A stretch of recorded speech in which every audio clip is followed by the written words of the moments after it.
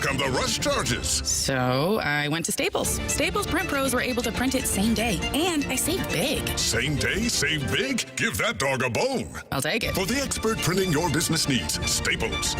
That was easy. Now at Staples, save up to $125 on custom print orders. Valid in-store and online. It's 9/13. Order by noon for same-day banners. Exclusions apply. Visit staples.com/print for details. Get in the zone, AutoZone.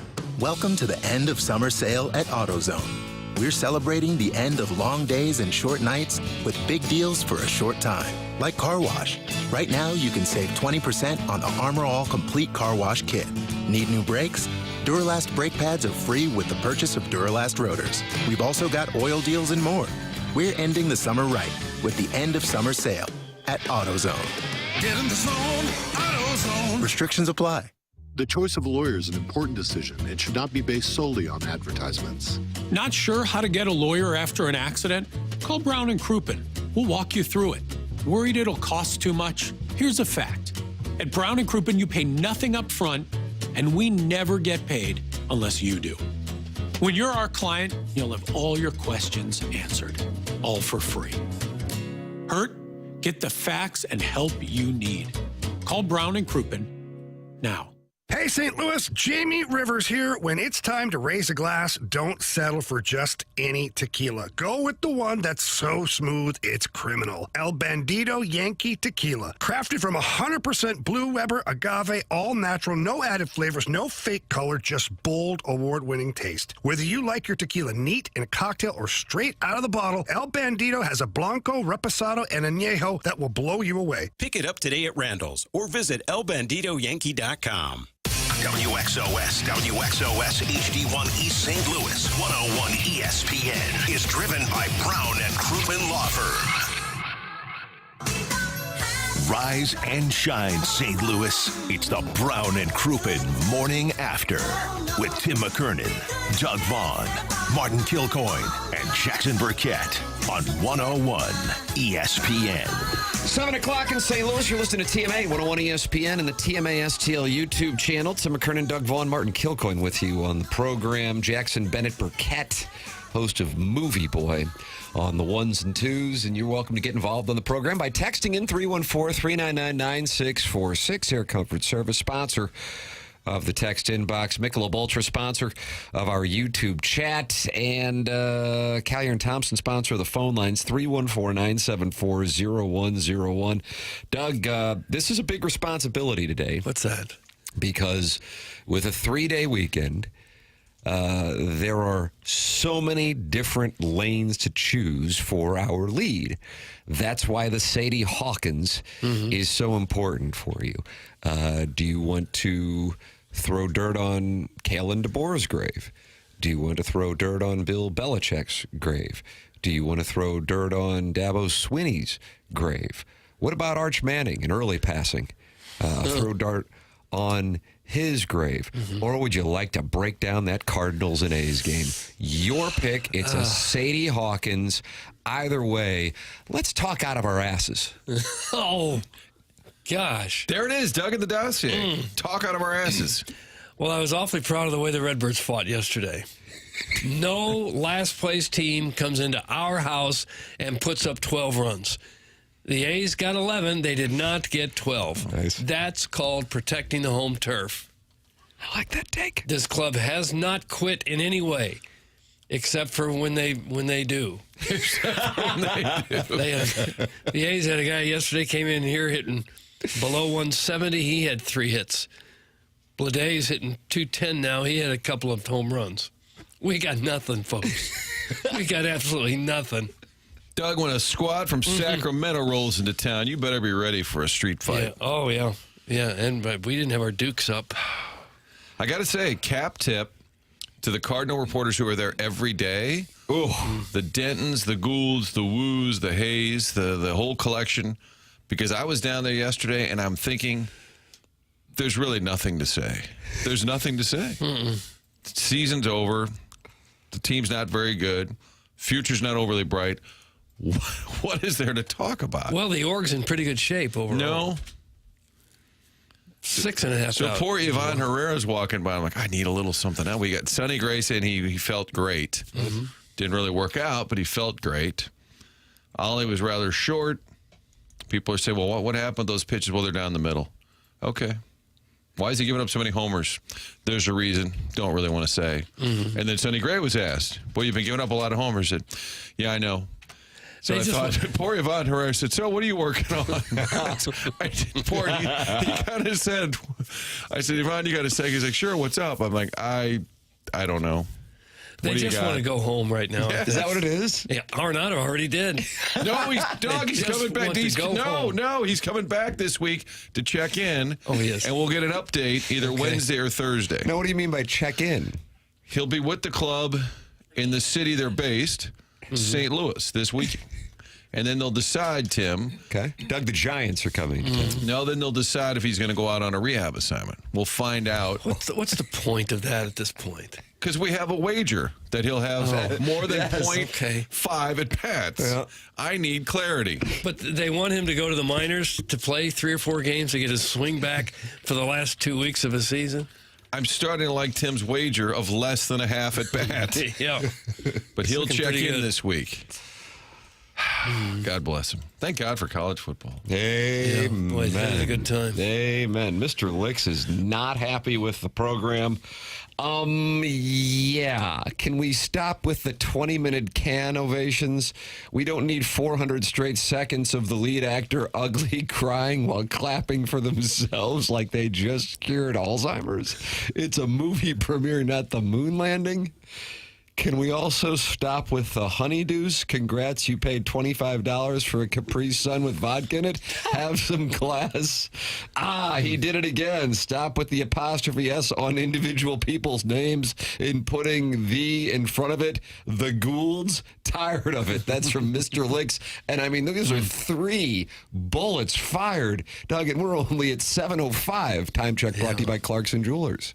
To be fair, it was the Goulds, the Dentons, the Woos, and the Cats. Also, it was Venice this weekend, Cans in May. Ooh. Movie boy with his response. Honeydews, though, that's a funny take. You do like that take? That's just, I find it funny. You ever have a honeydew cocktail, Doug? I don't believe I have. Describe the honeydew. I wouldn't know it if I saw to Doug. it. The honeydew. He's working on his Sadie Hawkins. I think it's like it's some sort of cocktail made with honeydew. And then it has like 3 little honeydew balls on it, and they serve it at the U.S. Open, which has now become like a scene. Kind of frilly. Yeah, but it's like a refreshing summer beverage to watch when you're sitting in Queens at 1 a.m. watching tennis. Okay. And that's the place to be seen. It seems like it. Is that right? I think it's a scene now. Doug, it's always been kind of a scene. Been hanging out at the U.S. Open in Flushing. No, I think it used to be more of a scene than it is now. Because tennis used to be a major sport in this country. The U.S. Open's always playing at midnight. You always look up, and it's a premier match, and it's midnight Eastern. When the nicest guy in the dais is making fun, you know it's bad. Hope you all had a good holiday weekend anyway. Happy Tuesday, guys. That's from Sharon and Clayton. Okay. What did I make fun of? Well, Tim's the nicest guy on the dais. Well, I would think. Thank you. Good afternoon from Nice, France. Yes, the Speedos are top-notch here. Did you know that if you mispronounce croissant, a local stepdad gives you a kiss? Doug, that's from the Crestwood Coyote, who sent in a picture, I guess, from Nice, France. Huh. And you played Native American ball with his father. I think I was in Nice 2 years ago. I think that's one of the stops on the cruise. Oh, did you go with the Crestwood Coyote? I did not go with him. No, I did play Indian ball with his father back in the 60s. But I have not seen him lately. If all the media folks would stop going down to cover the Cardinals, would Cardinals upper management start complaining? That's from the Oakville O-Face. Mark, No. It sounds like this is on you now for covering the team.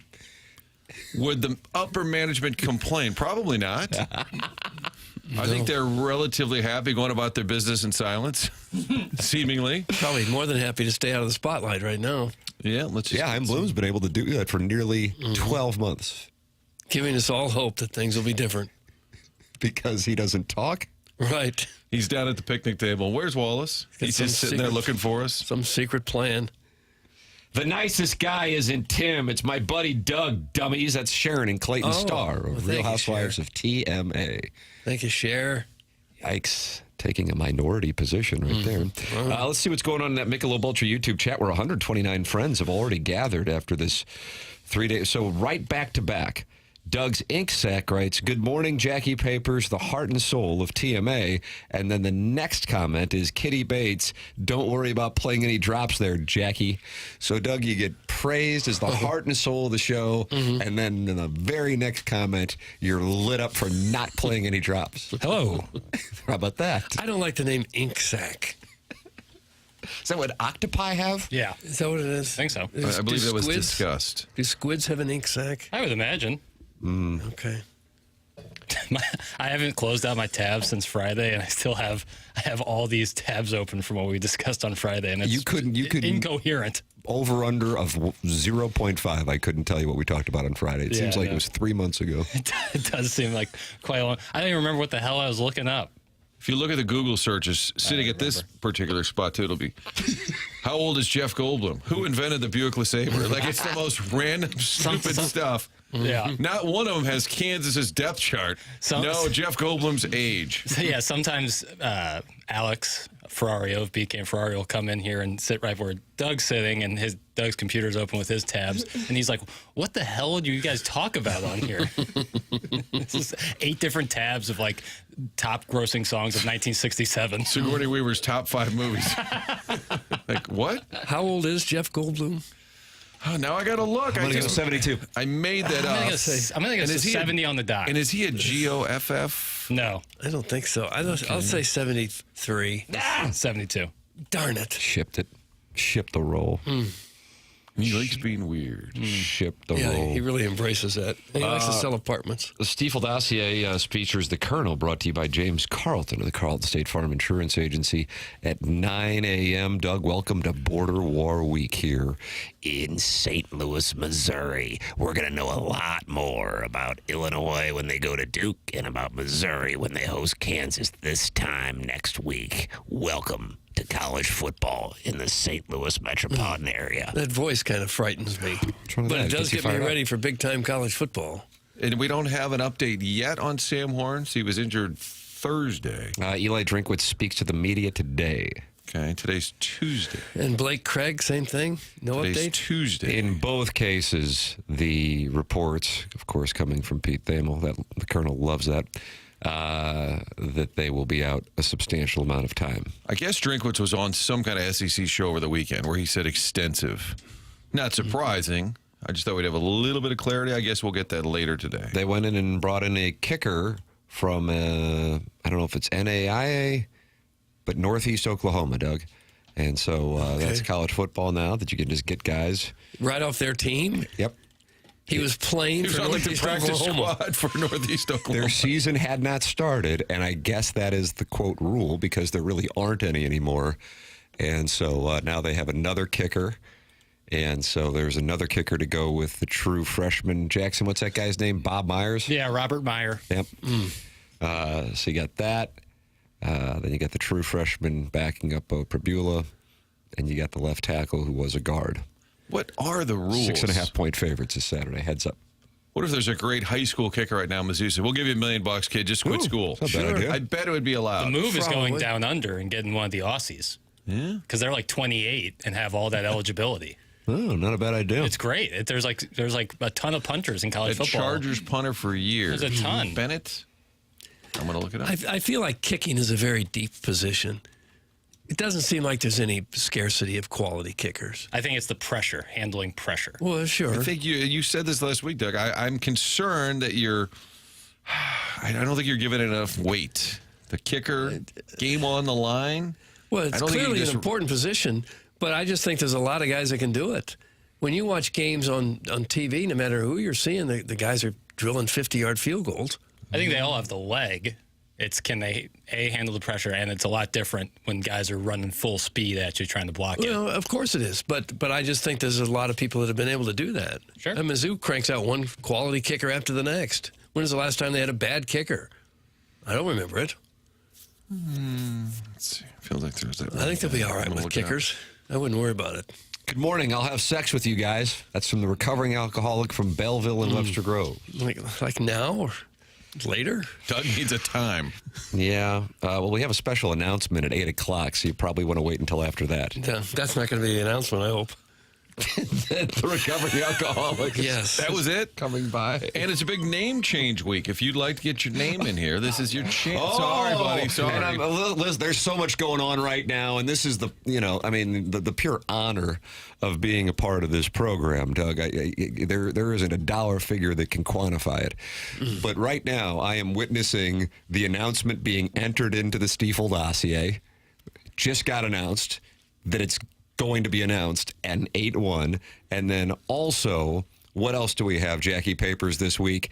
It's Jackson giving people Air Comfort Service text inbox names who don't have them. And that means Movie Boy's fingers are going to be typing away. And he's not just doing it this week, but also in an effort to make sure that Missouri beats Kansas this Saturday, 2:30 kickoff, 75 degrees and sunny, friends. He is going to extend it into next Monday because Friends did not get Monday this week with the Labor Day holiday. What a gesture by the host of Movie Boy. Yep.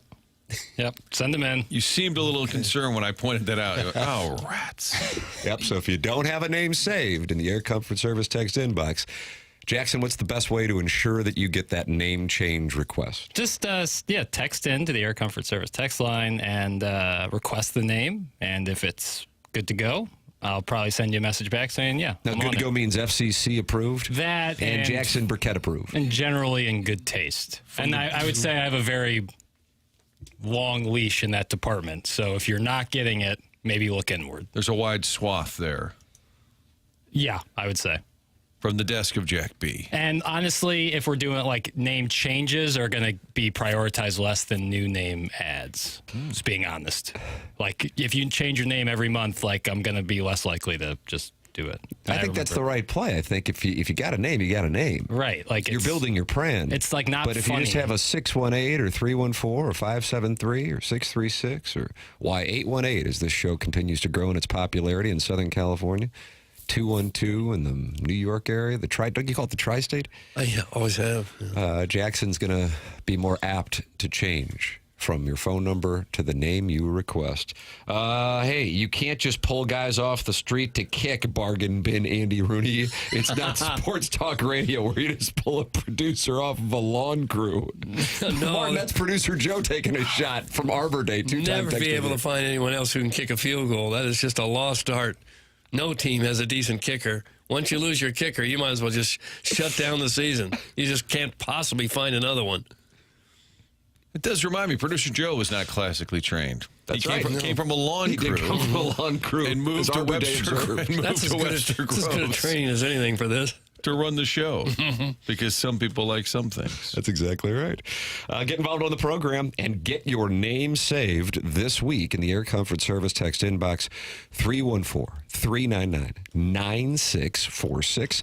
That's the Air Comfort Service text line. Michelob Ultra, sponsor of the YouTube chat where 149 friends are now gathered.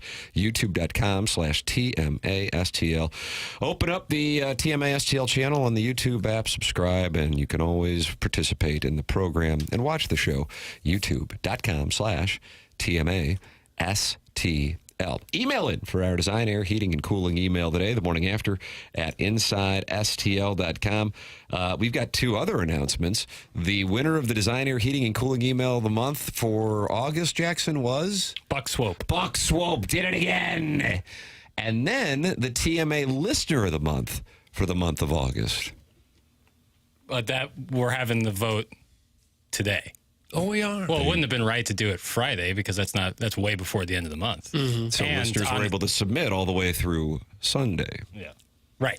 So we'll have that Papal Conclave this afternoon. Yep, Papal Conclave announcement tomorrow. There you go. So we got that. Then we got a show announcement coming up at 8 o'clock. We've got the Colonel coming up at 9 o'clock, brought to you by James Carlton. And then we have the Design, Air, Heating, and Cooling email today at 10:45. That's the Stiefel dossier, Stiefel Classic this week. Wonderful forecasts for the Stiefel Classic. Head on out to Norwood Hills and enjoy the festivities.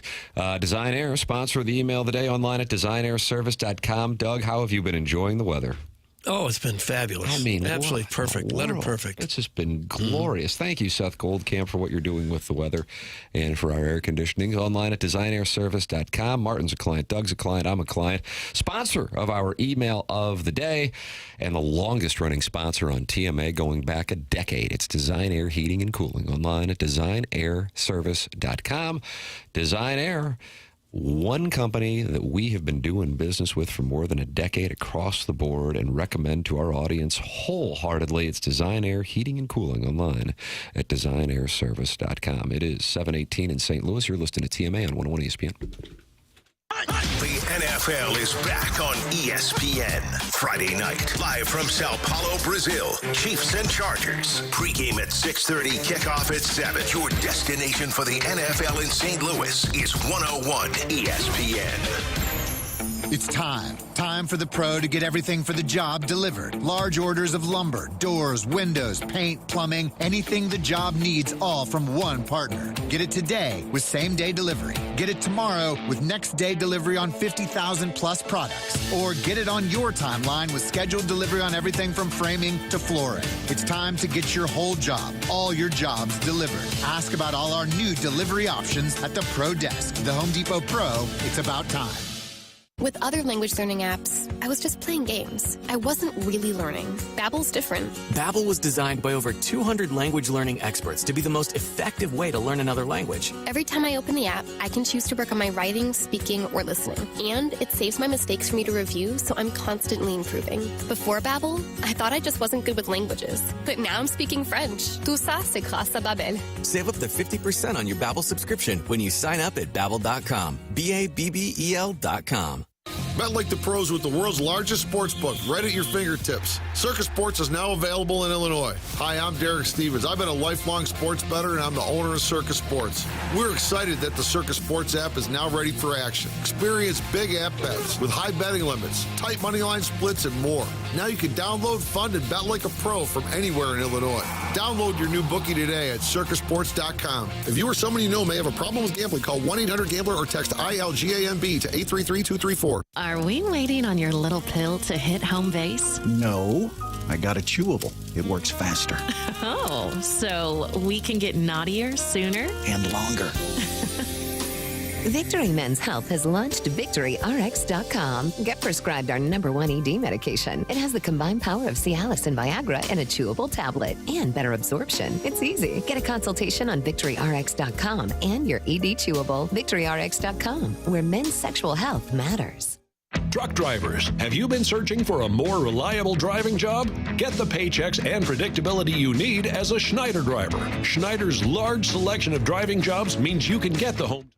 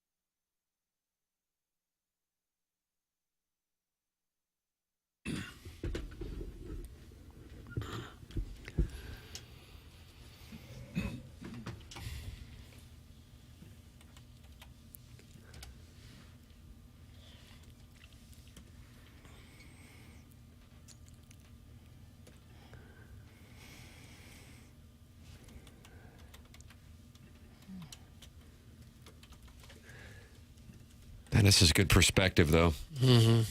Yeah, don't feel so bad about things anymore. I was really down to see Hoodie get beaten like a government mule. Who? Hoodie. Belichick. Oh. I thought you were talking about Darius Rucker. No. I did too. You did? You thought I Wagon thought Wheel? you were talking about Hootie. No, Hoodie. Is that Hillary Scott on background vocals? Hillary Scott on back. Oh, what song? Wagon Wheel. That sounds right. I'm gonna Gotta do show prep, my man. I'm gonna do some 3-betting here. I picked up a weakness when Jackson shook his head like I have no idea what I'm talking about. I don't even know who Hillary Scott is. Nice show prep, ass. She was Lady Antebellum. I'm sorry, Lady A. I said Antebellum. She was the lead singer. Mind an apology. I need to find a better work-life balance. What's that, Papus? Movie boy? So she was the lead singer of Lady A? Boy, I don't know on that. When you say Charlie, is it Charles Scott who's the lead singer of Lady A? Didn't they kind of split the duties? But am I part of the patriarchy for calling You the are. mail? Yeah, you may need some time away. Martin, you good to just do a monologue? And I also said do the 10 Annabelle. o'clock hour? Sounds good. Doug and I are both going to take some time. It is TMA. It's presented to you by Brown and Crouppen on 101 ESPN. Jackson's learning about Lady A. What did you just discover? Hillary Scott, Dave Haywood, and Charles Kelly. That was Charles the members, Kelly. the members of the band. All right. Charles Kelly. Your thoughts on Lady A, 314-399-9646. That's how you can text into the Air Comfort Service text inbox. And great news, if you do not have a text inbox name saved in the Air Comfort Service text inbox, Jackson Burkett will be updating your polite request for FCC-approved text names, increasing the chances that you get read on the program. And he will be doing it today, tomorrow, Thursday, Friday, and next Monday. And Jackie Papers, you will be celebrating a Missouri win over Kansas next Monday. That's the hope. God, that's the hope. Uh-oh. How will you do if they get beat? Not well. Because the kicker falls apart. What do you mean? If Mizzou's new kicker has a rough day. Oh, yeah. I blame Doug if we have a kicking issue this year. He has dismissed it as a concern. I'm concerned. One of the premier games. Look at week 1, they just kind of put it all out there in college football. I'm telling you, I mean, you got Texas, Ohio State. You got Roll Tide against the Florida State Seminoles. And then you cap it off with that dainty little Southern debutante from South Boston, Brian Kelly, going up against Jackson's favorite head coach, Dabo Swinney, in Clemson in the Battle of Death Valleys, and the dainty little Southern debutante who grinds on high school recruits. He comes out victorious, Doug. LSU, maybe the best team since the 2019 LSU team. Kalen DeBoer should be fired right now, and Arch Manning is a fraud. Yeah. Welcome to TMA. That's what I got out of the first week, too. Arch Manning didn't look so good, did he? Yikes. No, he did not. Yikes. If his name was Arch Smith, would there be any hype at all about him? Nice. Promo. There you go. Boy, what if... That's what you get from a dime store Andy Rooney. I'm sorry, it's a bargain bin. Bargain bin. Oh. Now, what if here? Okay, all you guys are Mizzou honks. It's a good Gabe question as well. He'll Colonel, 9 o'clock. probably roll his eyes and go, oh, for God's sake. What, are you going to ask about the uniforms? What if Bama's got 2 or 3 losses and you beat them? Do you still rush the field? Not after that no rushing PSA they put out. No rushing the field this year. If you beat Bama and you're Mizzou, is it an automatic field rush? Not if they have 2 losses. What they got 2? They might have. Go, yeah. When they played like that against Florida State, it gives you some hope that Mizzou can handle them at home, though, doesn't it? Yeah. 75 rushing yards for Roll Tide at Florida State. Now, I know they didn't have Jam Miller, and he is their lead back, but I think that one more so than the other 2 of the highlight games on Saturday. And I say that with all due respect to Ole Miss and Georgia State. That one is the one that stands out to me because Texas and Ohio State, I mean, they lost by 7, and certainly Arch Manning was not impressive. But that's a different deal going to Ohio State and losing by 7, and then Clemson in the ACC losing to an LSU team that just might have themselves a defense, Doug. Hello, Harold Perkins. How are you? Hello, Perky. But the performance against Florida State by Alabama was the one that I would say is the most surprising, and if I were one of those three fan bases, the most concerning. I'm sure all three are freaking out because that's college football, and I'm talking about Texas, and I'm talking about Clemson along with Alabama. But the Alabama one, they were fortunate that they only lost by the margin they lost by. It could have been worse. That Kalen DeBoer now 5 losses in 14 games. So I looked up Nick Saban's last 4 seasons. He lost a total of 6. He went 49-6. And Kalen DeBoer is 9-5 out of the gate. So if he wants to match Saban, he just needs to go 40-1 the rest of the way. Good news, Martin. Paul Finebaum has a solution. This is from Jackson's Fun with Audio. Take a listen. Oh, he's going to whistle before he finds it. Bring him back. Get him off the game day set. Put him out there today. Don't waste a moment. I mean, it was that bad? It was that bad. This team is soft. They're undisciplined. You have a left tackle who's supposed to be the #1 offensive lineman in the country. He got blown up a couple of times. And just one more thing. Julian Sayin, the quarterback at Ohio State. Yes. He was on the roster when Kalen DeBoer got there. Kalen DeBoer asked him, mispronounced his name. He was gone. Caleb Downs, remember him? Yeah. He was on the roster, and you wonder why Ohio State is looking so good right now and Alabama is shaky. And besides, Nick Saban is wasting his time on game day. He wants him back. Yeah. Nick Saban back on the sidelines. Doug, is that what Bill Snyder did at K-State after the Fresh Prince of Manhattan failed? That, of course, being Ron Prince. Yeah, there's probably other examples, too. Other coaches who retired and went back to their school. Anyone? Billy Martin? Yeah. I'm sure it's darn near impossible to turn down the opportunity and the paycheck to go to a place like Alabama, but it's tough when you're the guy replacing the legend. It's tough. There's not much you can do to satisfy the fan base. It's so timing based. Like Kalen DeBoer was the hot coach at the time, but if it was 2 years prior, it would have been someone we saw last night, Sonny Dykes. Like, you're right about that. It's just like totally like who got hot at the right time. Because the established guys get passed around a lot. You know, we've seen that with.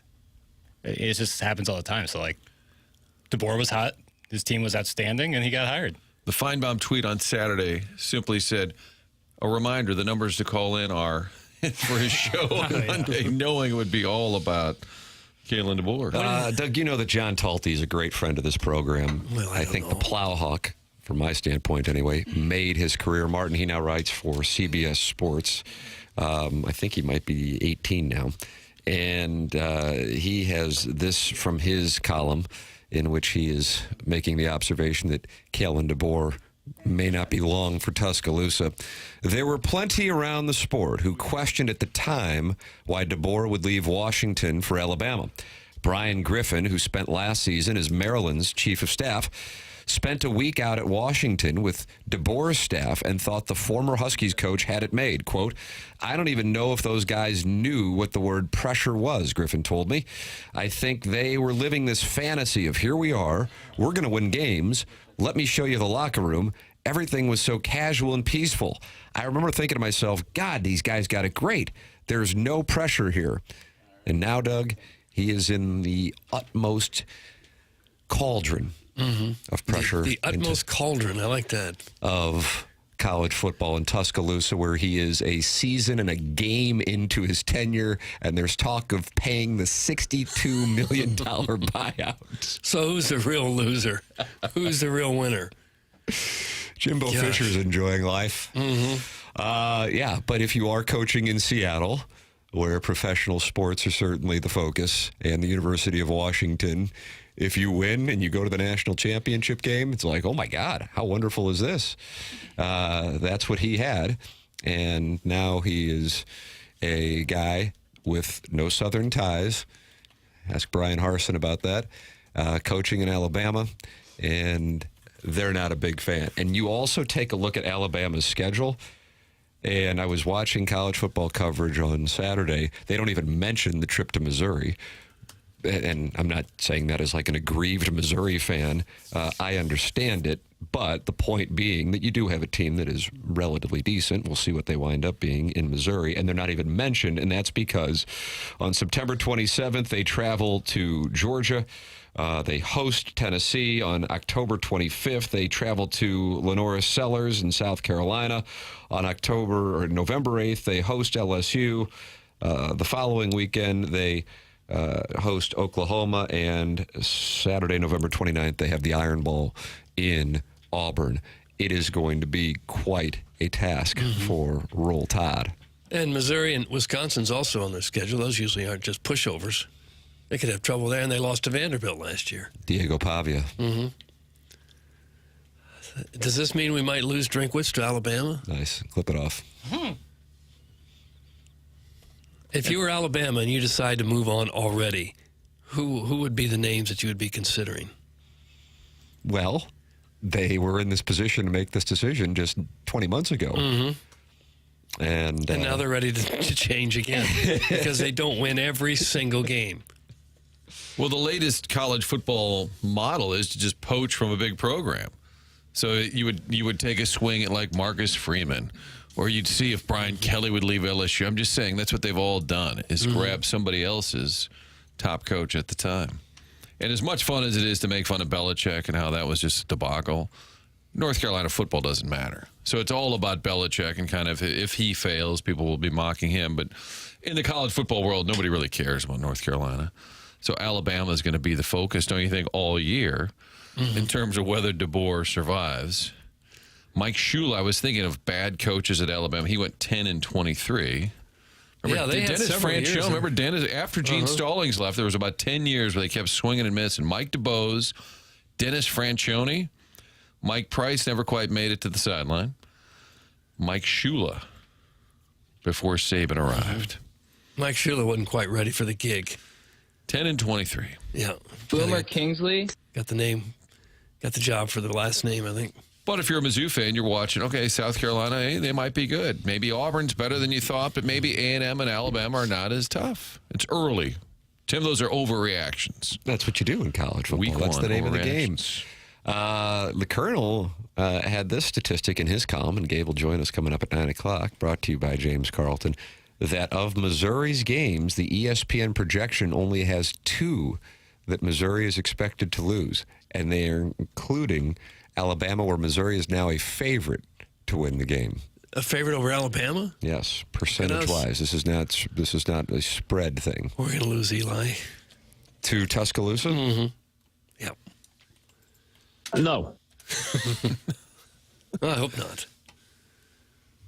I hope not. Come on, boys. The answer is friend of the show, John Gruden. That's from Meatball. How about that, Doug? Oh, John boy. Gruden Yeah, he'd be a taking big hit. over for Roll Tide. It'd be a big hit. I don't see it. Why? He has no college coaching experience, and you're gonna. He's like a football coach. He's like a guy you hire at a place not unlike North Carolina. You know, like a guy That's looking for buzz. Who he himself is a bigger brand than the program itself. You're never going to be outside of maybe Saban, but I would say those two are hand in hand. I bet he could recruit like hell. For sure, but I'm saying that you would want him at a place like Colorado with Deion Sanders or Belichick with North Carolina, like a place where he can outlast, be the bigger brand than the school itself. Alabama's always going to be the bigger brand. Mississippi State, John Gruden. That would be a great fit. I don't know. I think Alabama would be Hail perfect. State. It'd be there are no rules anymore. I'm not saying this is like a rule. I just think this is the best for both. I think it's the best for both. If he wanted to get into college coaching, it should be somewhere like a Mississippi State, a little bit where he can be the biggest story, not the school itself. Well, Saban was the biggest story at Alabama. Right, but that's hand in hand. That's what I was going to say. They go hand in hand. He's the reason Alabama is in the position that they're at. So it's symbiotic in that way. Well, I won't sit here and listen to you badmouth John Gruden. I love John Gruden. I just think he would be a better fit somewhere else. I would love to see him coaching again. I just don't think Alabama would be the place. What if they announce it when he unpacks a box and it's all Alabama gear and says, I'm here to let you know. Yeah, right. Roll Tide. He's unpacking boxes all day.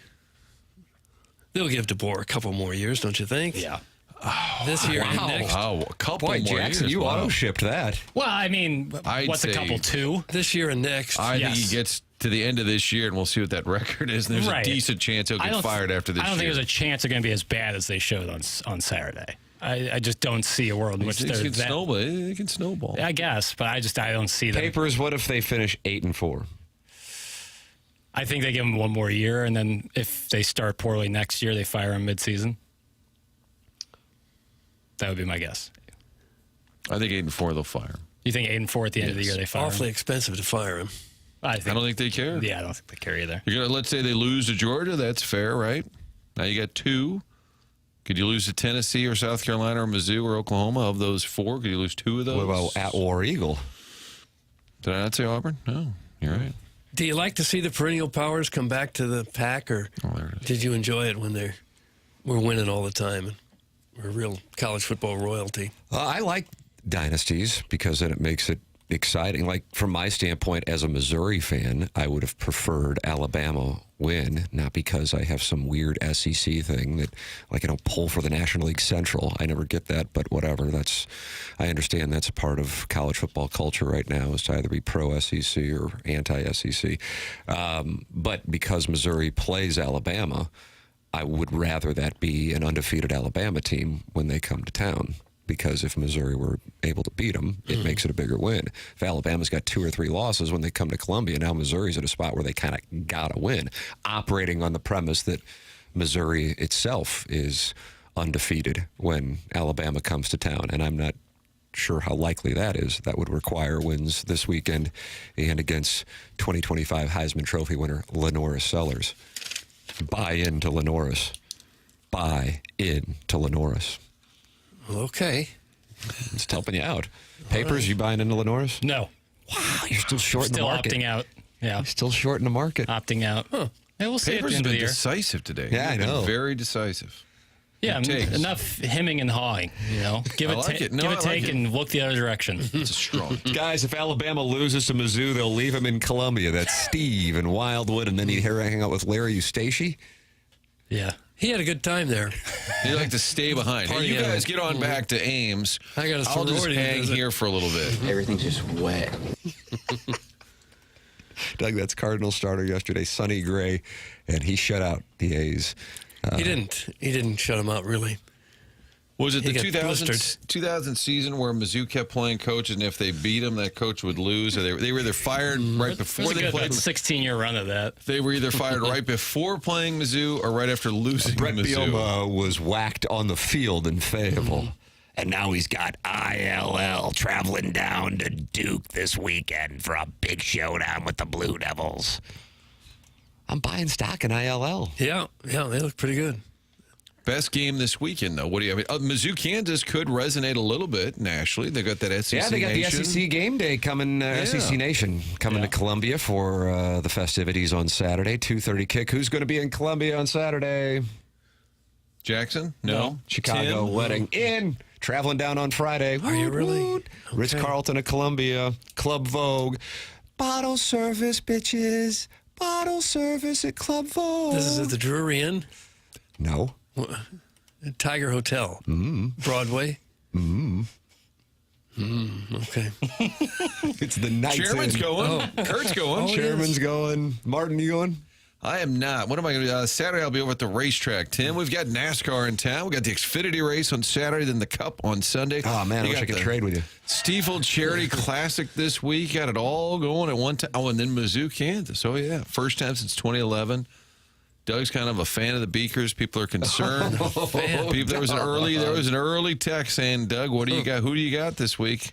Both your teams are playing. Head to head. No, I've always said I don't hate Kansas. I know I've been told I'm supposed to hate Kansas, so I just hate them. is going to get mad. I don't hate them. They've done nothing to me. Yeah, how about that? He's communicating with you through drops. But of all the games, you got what? Oklahoma, Michigan.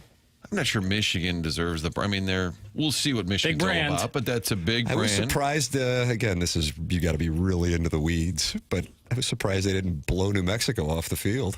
Yeah. 0.1% of the audience is probably even familiar with that game, but yes. Oklahoma, Michigan is one to keep an eye on. And then Michigan State or Oklahoma State at Oregon. And you see the war of words going on there. Dan Lanning attacking Mike Gundy for attacking the Oregon Ducks payroll. The budget that they have. What's their payroll? He was speculating it was $40 million last year. And he said maybe they should play non-conference opponents with the same budget. Do you have that, Papers? Take a listen. Dan is not a jackass. No, I don't have that. I don't. That's Eli Drinkwitz talking about current UNLV coach, former Florida coach, Dan Mullen. Right. But yes, Dan Lanning's response to Mike Gundy was, well, I don't believe UT Martin had the same budget as Oklahoma State, so maybe Mike Gundy should... Yeah, worry about his own. down. Yeah, worry about I saw Kirby Smart was saying he was disappointed in Georgia fans for leaving early when they were way ahead of somebody in the Marshall, the Thundering Herd. Yeah, of course, the feedback was, "Well, play somebody decent. We won't leave early." I really hate the games where it's just a complete and total mismatch. Yeah, I understand. They're reducing them. I understand them, but I agree. I agree. Yeah, but, I mean, still, this weekend was outstanding. Yeah, you can't get it for week one. The Notre Dame-Miami game was good. I thought that was a great game. Mm-hmm. I thought the Notre Dame quarterback, C.J. Carr, he really looked weak in that first half, but they had him throwing sideways passes. Like, well, we got to get him warmed up. Then the second half, he looked great. Yeah. I think they should have maybe opened it up a little earlier. A little more faith in him because he really looked good in the second half. I live bet Notre Dame when they were down 2 touchdowns. Tam Avenue Capital Partners. Live bet money line? Tough bet. Yeah, money line. Yeah. Tough. Got Carson Becht. Tough. I would not buy Miami stock at this moment. But I'd also tell you this. I would not buy Notre Dame stock either. Yeah, it looked like... I was not impressed. It's different than LSU Clemson, where I think both those teams are actually going to be really good towards the end of the year. I did not get that same feeling from Notre Dame Miami. I was like, there's going to be a winner here, and they're going to be overvalued because I don't think either team is great. With that said, I recall watching both Illinois and Missouri at the Dome in 2007 and walking out of the building going, I don't think either one of these teams are very good. Illinois went to the Rose Bowl. Missouri was #1 in the country in late November. So sometimes good teams can make the other guys look not very good. Last year, Northern Illinois beat Notre Dame, and the vast majority of the country was expecting Ryan Day to be terminated after their final regular season game, a loss to Michigan, and then the two met for the national championship. Doug, be careful with overreacting, or just be prepared to delete your takes. That's easier. That's a lot easier. Pretend it never happened. Papers, what did you think of Dabo Swinney running down the hill? They had a nice, good shot of that on the road. He forces his assistants to run down the hill if it's their first game.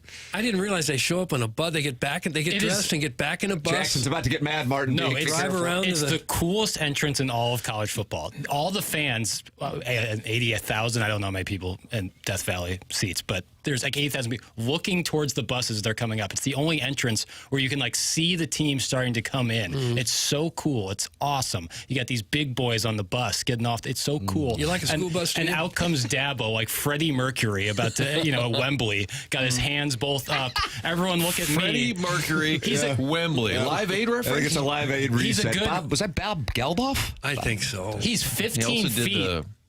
He did We Are the World, didn't he? Do you know it's Christmas? Do they know it's Christmas? Yeah. Is that right? Well, he's a good 15 feet in front of the other. The security guards are holding the Clemson Tigers back while Dabo and whatever home project Clemson Tiger mascot they have, where you can see the sneakers at the bottom of that Clemson Tiger mascot. So now you're mad at the mascot. Oh, Truman the Tiger blows it out in terms of Tiger mascots.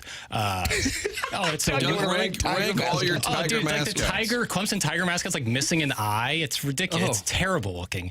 And, is that Mo Green? And you got Dabo like pumping up the crowd by himself by Howard's Rock and then just sprinting down that hill. I saw so a video. bad. Somebody's mascot's head fell off this week. Oregon. On the field. Yeah, and he had to run back under the mascot stadium. code. Yeah. Can't let them see you without the helmet on. I think that's awesome. I actually respect the hell out of that. But yeah, Dabo going, and then he doubles back after he makes his initial run to go run again with the players. Like he didn't get enough attention. He's excited. Oh, yeah, I bet.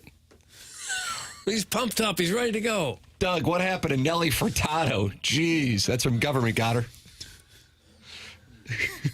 I'm afraid I don't follow that reference. There's a lot of stuff I don't get. That's right at the top of the list right now. Was that Say It Right? And then she did a remix with Timbaland? Yeah, that sounds. Yeah. And what happened to Nelly Furtado, Jackson? I don't know. She was red hot in the mid to late aughts. Was she Aussie? No, she's Canadian. Same difference. Mm-hmm. But not one of us. She was, her and Neo, like there's some great pop music. Was right Neo's album The Year of the Gentleman? I just don't know. I'm trying to think. I think it might have been. Well, either way, government got her wants Doug to know. Yeah, what happened in LA? Government got her. 46 years young. And, it was like, Going to join us after the Colonel joins us. Why would that name even come up right now?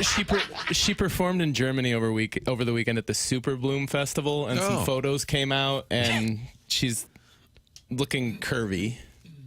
Curvizoftig? Yeah, I think that'd be a good adjective there. Where's the Missouri State talk? What a showdown. That's from Epiphany class of 1990, Doug. Missouri State got $1.5 million to get slaughtered by the University of Southern California. That's fight on, Trojans. Yeah. Well, that's there, broken down. But they ate well on the plane. I bet. Probably a fun little weekend in Can you LA. get direct into Cape? That's a good question. Well, Did you see that video of Lee Corso? Was he really flying commercial? Did you see that online? I did see that, actually. Do you think that's real?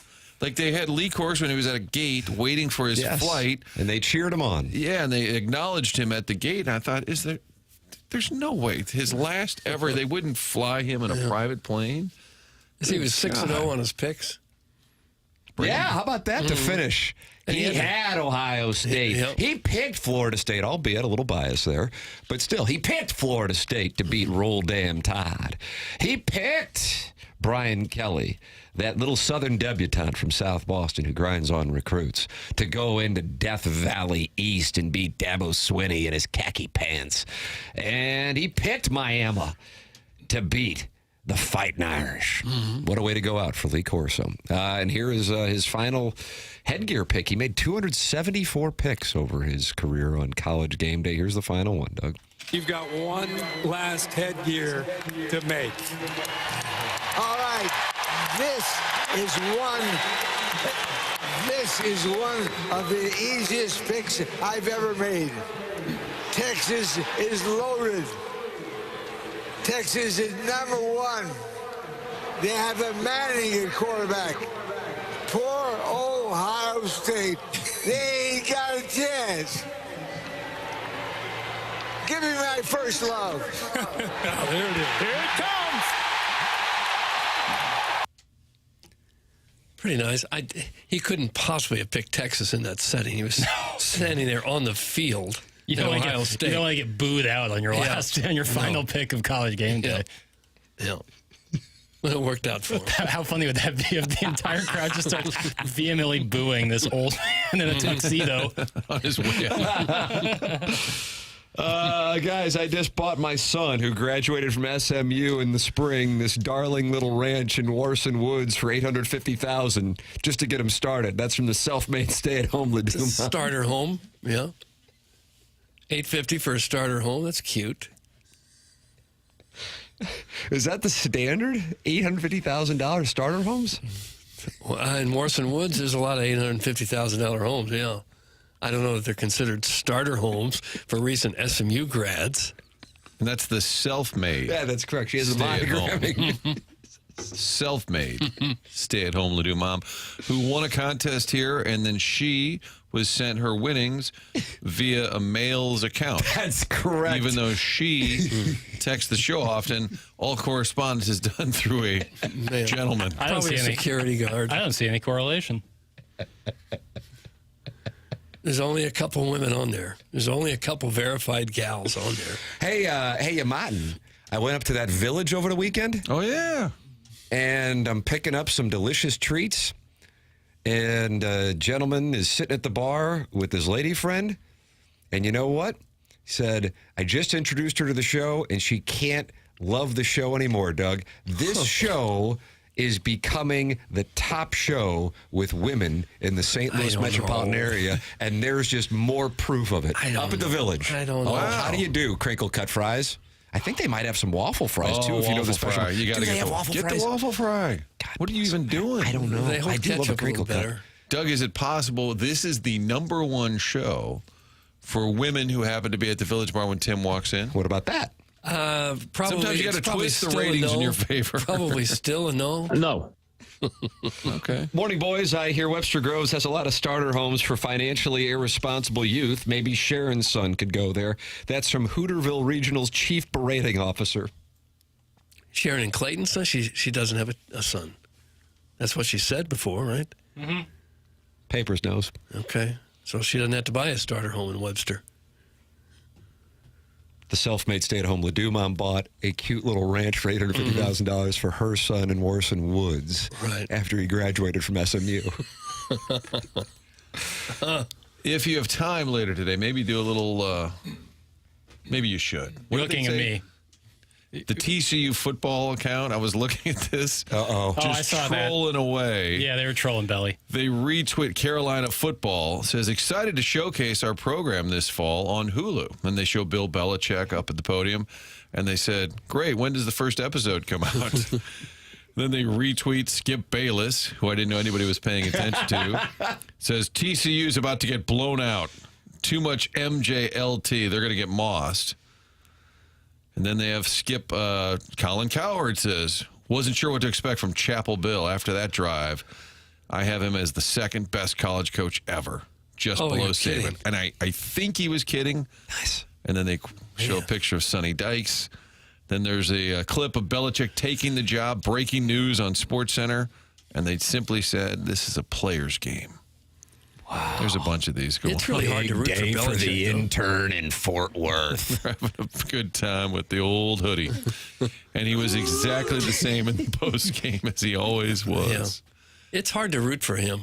Yes, it is. It's fun to see him get his face smeared in mud. Because he was such a jerk to everybody in Boston, that whole area. He had a wonderful pregame interview. Papers, take a listen, Doug. Here's the pregame interview with Holly Rowe. Which weird statistic, it is 34 years to the day that you debuted as an NFL head coach, and now you're making your debut as a college football coach. What's going on inside you right now? Excitement, nerves? What does it feel like? I hope it goes a lot better in the game against Dallas and Jimmy Johnson. They crushed us. So hope it goes better than that. I know that you've got a great motto where you say practice execution becomes game reality. What have you seen this week in practice that you think your kids can execute tonight? Well, hopefully we can do a good job with our fundamentals, ball security, and communication. Word salad. Tell me about the hoodie. I mean, had to be cut off sleeves, right? Yeah, it's kind of my thing. Thank you, Coach. Have fun tonight. All right, thanks, Holly. Thank Appreciate you. it. Thank you. Doug's madder than a hornet right now, Martin. It's kind of my thing. How do people want to play for him? How do you get excited to play for such a grouch? How could pay you? Him. Pay him. Have Jordan call him. It was one thing. You can get away with that when your team wins Super Bowls and things. But when you're just another face in the crowd now and your team's not very good, it doesn't play very well. Gorgeous football uniforms. There you go. How about that? Carolina blue. Those UNC uniforms, just outstanding. Missouri's going to have gold pants this Saturday. Really tough one. Syracuse, Tennessee. That was you don't like all the orange. That and for some reason it was played in Atlanta. Were you calling it a vision quest? I did. Is that with Matthew Modine? I just don't. Visually assaulting. Madonna, crazy for you? Was that the first ballot in '85? I don't know. Doug, what's your favorite Modine? Memphis Belle.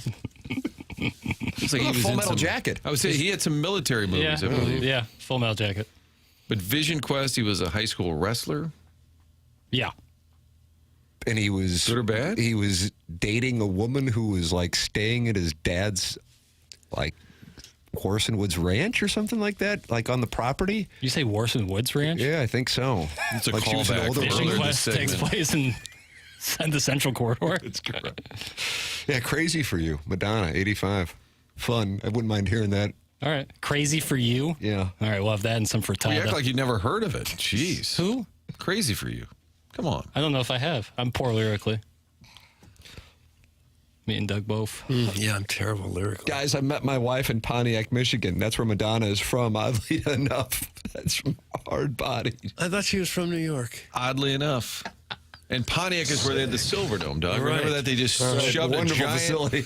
Then they didn't know what to do Football with team it. out in the middle of nowhere. Yeah, they built a new one. They didn't know what to do with it. They just deflated the roof and left it at that. And Tim was at Tajay Allen, who forgot to cover the Lions. Was it Jermaine Crowell? And That's correct. 4th and 25. The 99 Rams somehow lost that game. Yeah, they should have been Mercury Morris's 72 Dolphins. That's what they should have been. That was the post game where Bernie Miklasz said to Todd Light, "Is this just real quick? Is this like a fragile 6-2?"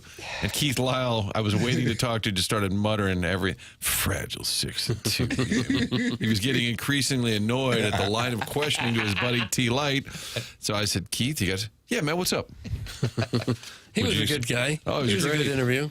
Would you say there's a fragile 6-2? Yeah, that's not fragile 6-2. Guys, I think the highlight of this show should be the fact that there's a great chance that two grown men text into this show pretending to be middle-aged women who beef. I love it. That's from Cucking Murray State, Little Beer Cats. Who's he insinuating is not really a woman? Stay-at-home Ladue mom. There's one. Who's the other one? Well, there have been others. That's inaccurate. She's a beautiful woman. She's going through her 4th divorce, but it's all going to work out. Iggy said this was a problem. Well, Iggy said when he was on the chat rooms, that was a problem with middle-aged men pretending to be women, one of whom was actually his brother. Martin, is that hot? Is that why there's a texter, Iggy's brother? I think so. Now we can start to backtrack and do the forensics on why these texters have the names they have. I think both my brothers are hot. And Charlie's on board, too. It's a real epidemic. And we're only an hour in. I'm closing tabs. I got Jeff Goldblum. There's one on Linda Florentino, who was in Vision Quest. That's gone. I had Lee Corso. He was roommates with Burt Reynolds. That's gone. Is that right? It's tightening up. Yep. That's pretty cool. Doug, Linda Fiorentino was in Vision Quest. Is that correct? It's from the mayor of Melville. Oh, new texter. New text name. That just came in today. Mayor of Melville? Yeah. Brand new and already making his mark dark. Yeah, absolutely. Making an impact. It's going to be a big month for the mayor That of shows Melville. you right there the value of a text inbox name. Hey, this program is presented to you by Brown and Crouppen. Online at brownandcrouppen.com. The phone number, the following, 314-222-2222. 314-222-2222. Brown and Crouppen, longtime sponsor of TMA. Great to have Terry Crouppen, Andy Crouppen, and Ed Herman on board with the program. If you are in need of a personal injury lawyer, make sure that you do business with the presenting sponsor of TMA, and that's Brown and Crouppen. They are local. That's why you're able to hear them here on the program, because they just drive in from their offices, which are located on the hill. They gutted and built brand new offices in an old warehouse building on the hill right across from Ragazzi's. It's Brown and Crouppen, treating their clients and employees like gold. Brown and Crouppen, part of the St. Louis community. 314-222-2222. We're going online at brownandcrouppen.com. Make sure you let them know you heard about them on TMA. The choice of a lawyer is an important decision and should not be based solely on advertisements. Doug, it's time for a show announcement. 8 o'clock. All right. Hey, I say 8 o'clock. We hit 8 o'clock right on the nose. TMA welcomes the return of the Lemmings Open Friday, October 3rd at Oak Valley Golf Course and Resort, brought to you by Michelob Ultra Superior Light Beer. Get your foursome together to join me, Martin, Doug, and Jackson for a day out on the course, including complimentary breakfast from Donut Drive-In, lunch from Lion's Choice, an after party with food from Small Sliders, all your Michelob Ultra beer and seltzers, and more. Registration opens this Friday morning at 8 a.m. with a portion of the proceeds benefiting Birdies for Bipolar. Find all the Lemmings Open information now at 101ESPN.com. Hello again, everybody. Well, that'll be fun. Yeah, looking forward to it. Yeah, we had fun at Oak Valley. Yeah, I really like that. I like the layout. I'm going to go back out there and see if we can beat Jackson's family again. Yeah, my dad's actually going to be out of the country at that time, so you'll avoid us. Wow! I think Ireland. Is that right? They'll be around Europe. Isn't it nice to just travel internationally to the point that you don't even know? That's Ladue living. My parents are going to wherever the plane lands. That's exactly right. I wouldn't say that. But yeah, they'll be the country. So Lee Corso has to fly commercial out of Tallahassee through Pensacola. Not the Burketts. Burkett's, wherever the plan lands. Let's get in the plane PJ lands. and- Plan lands. Yeah, Nurse, JC, Lane. Will we broadcast live is what we like to do, a good simulcast from down Jackson, there. a remote. The best. Yeah, we have a simulcast. You can hear the 101 show. You can hear the ESPN Mothership. Same time. Add 2 more. Why not? Just keep adding shows. We'll play them simultaneously, like in a round. Hey, Doug. Yeah.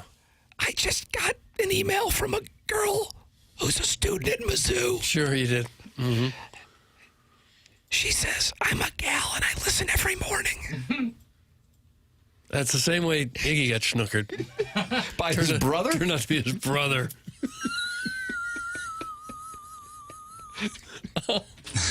Okay. If you text in and say, hey, I'm a girl, that means you're not a girl. That's the dead giveaway? Yes. Otherwise, you wouldn't even think about it, would you? I mean, when you send emails, you don't say, hey, this is Tim. I'm a boy. Text me and I'll talk dirty to you. So when I text my friends, I should write, hey, this is Tim, period, I'm a boy. Right. But if you were trying to fool us into thinking you were a girl, you text in and say, I'm a girl. That's how it works. I don't know. I personally believe this is a Tridel down in Missouri who loves this show. Sure. Yeah. Sure. I think it's playing on the speakers as they get their breakfast going. 100%. Little study hall. All right, turn down TMA, girls. Study hall time. You can get involved in the program, too. Jackson's updating the text inbox names this week and next Monday, 314-399-9646. That's how you can text in, email in for the Design, Air, Heating, and Cooling email the day, the morning after at InsideSTL.com. Everybody starts at 0 as we start a new month of Email of the Day standings. And, of course, watch the program and talk it over with other TMA listeners on the TMA STL YouTube channel. 243 people in there talking it over, including DJ Patty Cakes, John Scores, Bob Lucier. I think it's Bob Lucier. Okay. And Lex Luthor. They're all in there. YouTube.com/TMASTL. Open up the YouTube app. Type in TMASTL. You're watching the program. And if you want to talk it over with other TMA listeners, you can do so. Gabe DeArmond coming up at 9 o'clock. Brought to you by James Carlton. That's on the Stiefel dossier along with the Design, Air, Heating, and Cooling email today at 10:45. This is The Morning After. Presented to you by Brown & Crouppen on 101 ESPN.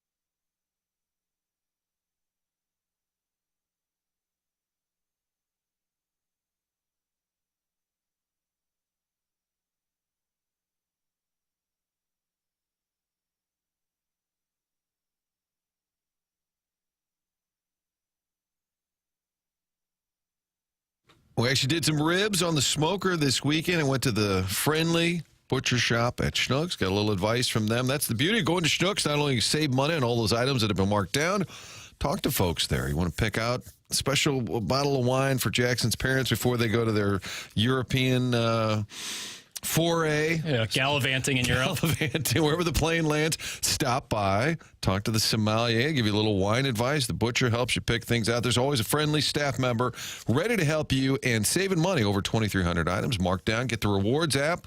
On top of that, when you check out at Schnucks, you'll see just how much money you saved goes into your account. You can save it up all year. Some folks will do that.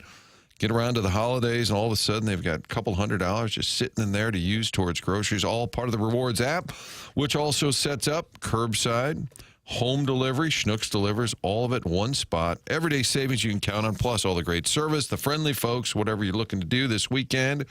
Talk to the folks, great team members at Schnucks. Everyday savings you can count on.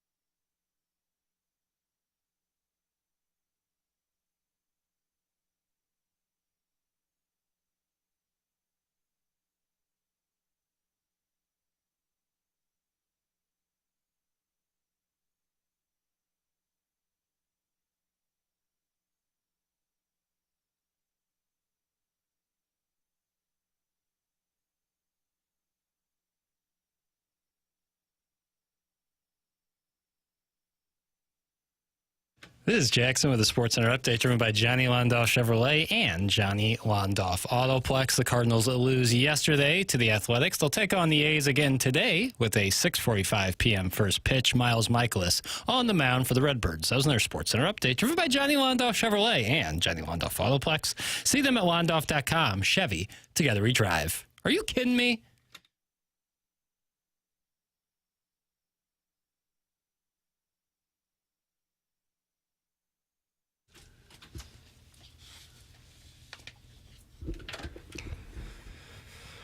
Well, Doug, you made the request. You got it. All right. 1985 Vision Quest. I don't know the years, Tim.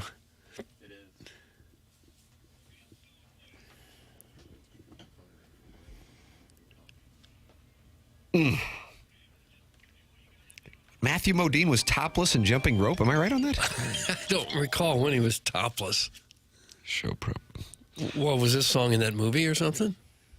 Why else would I be talking about Vision Quest this morning? I The film's just don't 40 years know. old. I don't. Why are we talking about Vision? Because Modine came up. How did Modine come up? Doug? Trying to trace this back. Furtado? I think Nelly Furtado. The topic of Nelly Furtado. Good news. We're in the Fisher Window and Door Store 8 o'clock hour. The phone lines are wide open in the 8 o'clock hour, as they have been traditionally. And caller Adam is on. Oh, wow. Going to be the first caller of the month of September. Good morning, caller Adam. My wife's favorite caller.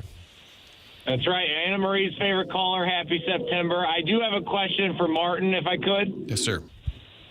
Could I have your personal cell phone number so I could use your Schnucks rewards points? I need about $200 worth of rewards points that I could hold on to. Well, I'm currently saving those up. Can we at least negotiate this a month or two down the road? Text me your cell phone number, and I'll just, if that's a loophole that Schnucks doesn't know about yet, is that you could just use anybody's phone number and you could just use their rewards points. No, it doesn't work. Those checkers are trained, so the Adams of the world will not slip through the cracks. I know they're a sponsor, and they do have the friendliest stores in butchers town. in town. But that is a loophole they need to fix. Because I've used my mom's, I've used my brother's, and you can use other people's points, and they don't care. I do recall them saying to me one time, "Hey, Mr. Strickland, love those hockey segments." I'm like, "You got it." That's a good question. Can I ask a question to the dais? Am I allowed to ask a question to the dais? If it's a quick one. No, it's a stupid question. I just want to know who on the dais has done cocaine at some point in their life. Boy, I have been around it a lot. And if you listen to old clips of the morning grind, you'd be certain that I was doing it then. But I really haven't done it. I have not. No, me neither. Of course not. I feel like Papers might be on it this morning based on the Matthew Modine thing. No, I have such a passion for that man. I feel like we missed. I clipped that off. I feel like we missed the premium time when cocaine was safe, and it's not really safe anymore. So I just didn't know if anybody there has done it and what it was like, and then kind of give me a vibe on like what that was like, and then I could kind of stop thinking about it. Yeah, I'm sure it was really safe. So it was really a smart thing to do. We need a call you missed from out on the recreational cocaine user, okay? You missed out on the good old days. It's not I'm safe. done hiding, now I'm shining like I'm born to be. We dreaming hard, we came so far, now I believe we're going up, it's our moment. You know we're gonna be glowing, gonna be golden. Oh, up. All right, potting down. All right, get off the station.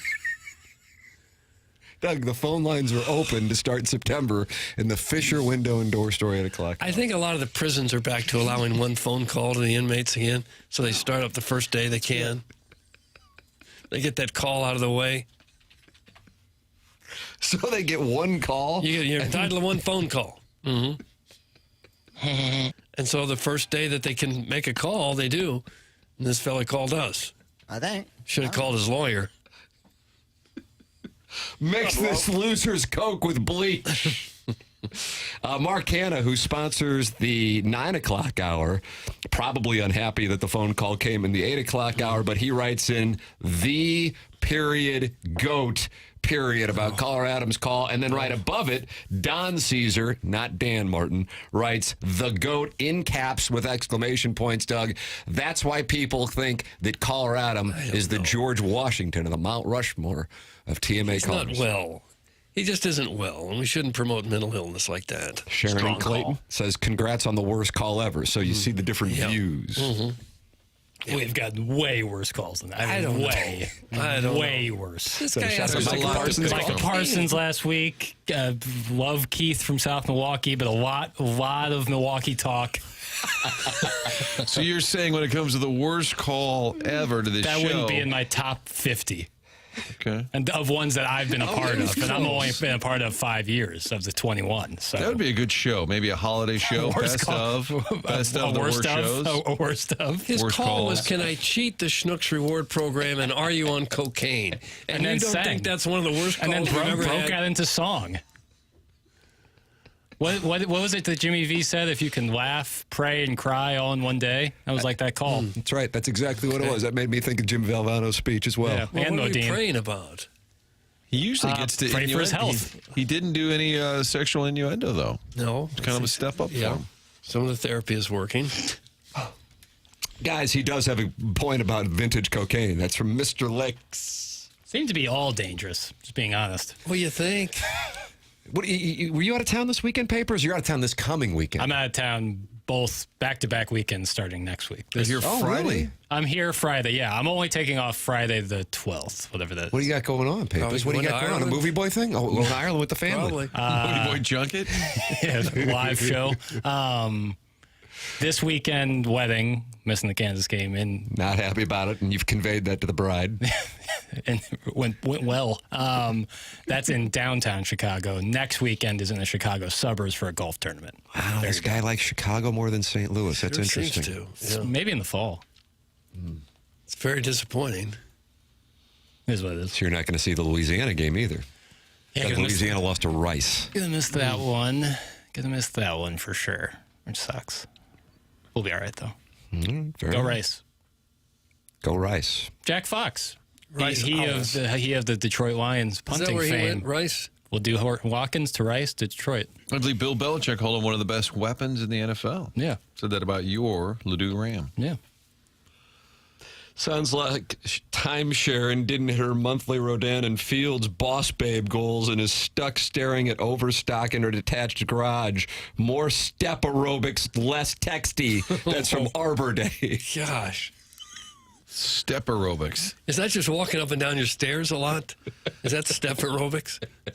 I feel it would be that little platform, that little plastic I'm stool. picturing the platform you step as well. Up, step down, and you have kind of those wool socks halfway up your calf. Oh, yeah. Well, you could do that at home. We get it. You work out, guy. Jeff Ablin. Friend of the show. He is a friend of the program. Get involved. So many different ways to do so. We got the YouTube channel, which is brought to you by Michelob Ultra, also sponsor of the newly announced Lemmings Open taking place on October 3rd. What a week. UMass comes to town to view the foliage in Columbia on what everybody knows is my birthday, September 27th. And then just 6 days later, Doug, you're down there enjoying golf at the Lemmings Open, presented to you by Michelob Ultra. Hello again, everybody. You'll be able to sign up on Friday at 8 a.m. It's presented to you by Michelob Ultra as we partner with Birdies for Bipolar, our charity partner on the Lemmings Open. Michelob Ultra, 95 calories, 2.6 grams of carbohydrates. Sponsor of the YouTube chat and the Lemmings Open. It's only worth it if you enjoy it. And this weekend, you'll have an opportunity to enjoy it. ILL at Duke, 11 a.m. Rock Chalk Jayhawk comes to Faroe Field at 2:30. Settle in with some Michelob Ultras and enjoy the festivities. Hello again, everybody. Man, hello. Man, hello to that. Be a good time, I know that much. You're not going. Well, I'm going to try to go. Oh, you are going to try to go? I don't know if I'll make it, but I'm going to try. It's kind of up in the air. I got a hotel room. You know, I'd probably drive up and back. You won't want to stay in Tim's hotel room? Thank you, Jackson. Well, from what I understand, he's a boy. So why? Because somebody texted that? You know. I want to bang Tim. Okay, Larry. Well, that reminds me, it's Tuesday. Oh, it which is means Tuesday. We go. I haven't gotten a sassy text yet. So. Is that right? I just followed him on Twitter yesterday. I just Did you? realized I was Sometimes not he tweets following. out his social security number, so heads up if you see that. That was like also his password. He tweeted his password? Which turned out to be a social security number. Yeah, That's a good idea. Adding insult to injury. So, Papers, we've done College Corner. We had Show Open. We didn't really do Cardinal Corner. That's right. We did Belichick Bay. Do you like that, Tim? Belichick Bay. Yeah, we're working it. More College Corner. I was watching SportsCenter this morning. I'm a big Nicole Briscoe fan. I enjoy her. And Scott Van Pelt. Other than that, I press eject on SportsCenter in 2025. And You don't like guys in tennis shoes with suits? Shaving each other. God almighty. It just shows you're a real card. And you might do just about anything. We do some grooming on there. Did I miss something? Yes. The fellows were shaving? They were shaving each other. Just having fun on the show. Doug, go shave Tim. Well, Cut that off. But they had Dusty Dvorak on, and he said, at best, North Carolina now wins 6 games. So their hope is to go to a bowl. Bill Belichick, Doug, the man was winning Super Bowls left and right less than a decade ago, and now he's going to hope to meet up with Navy in a bowl game some Tuesday night in late December. Ooh. his record really does suggest that without Tom Brady, he's just an average coach. He's just another guy. You have to wonder why. Why are you doing this, right? I really do. Ego, money. I That's know, who he but we is. got so much money, and you just do anything you want. Why? TCU's Bud Clark had his Randy Arozarena moment on Instagram Live last night following the win. Doug, this is in the Horned Frogs locker room. It's an Instagram Live. Take a listen. Belichick got a call for his girlfriend. Oh, gosh. Yeah, Belichick gonna talk to his girlfriend. He said. That was it. Belichick better talk to his girlfriend. That's the insult they had for him. Belichick got a call for his girlfriend. Yeah, Belichick gonna talk to his girlfriend. He said. Because he's sad. He's sad. I really like that clip. Has anyone ever disgraced themselves more than Bill Belichick? Yeah, I'd say yes to Yes. that. Yes. Yeah. Maybe Harrison's brother, Master Carr had. Working on Mount Rushmore. Which football coach has disgraced himself the most? I know it's Crouch. You want a Mount Rushmore? Or? Joe Paterno didn't do himself any favors on the way out. Have you read the report? Free report. Then there's Mike Price, who was going to be the Alabama head coach. And what he Strip used the clubs business account for a stag bar. And roll tide. Yeah, and what Hugh Freeze, who was at Hottie Toddy, now at War Eagle, had a pit stop at Jerry Falwell, friend of the program's Liberty, and he was soliciting escorts on a recruiting trip in Detroit. Right. Via the Ole Miss company phone. Yeah. Who was the Arkansas coach that got in trouble with It's the girl? Bobby Petrino. Yeah. He's now back as a coordinator. Yeah, he had the motorcycle accident with the lady intern, friend. Yeah, the Arkansas intern. And he was beat red with a neck brace and still faced the media. So it's going to be tough to find somebody. This is a great Mount Rushmore Yeah, what of about Woody disgraced college Woody Hayes was coaches. just a well-placed thumb thrust. Right in the jaw. That's what you do. Someone picks off a pass, you stick out your thumb, and you jam it right in his Adam's apple. I got Woody Hayes as number 8 on Bleacher's Report list of most disgraced coaches. Oh, is that right? So there's there's a 7 list. who are Oh, let's get And to now, in fairness, there is a lot of college basketball coaches on here. So it's a lot. It's just I like a good college disgrace coaches. list. What do you got? We have Jim Herrick. Herrick. Jim Doug, Herrick. he led the 1995 UCLA team. Tyus Edney Tyus Edney, over and then- Buck Jump. Do you feel better as a Mizzou fan that they won the national championship? Probably I like not. Lorenzo Romar. He was an assistant. This is from 2018. They have Kelvin Sampson on this list, but he's already changed his image back.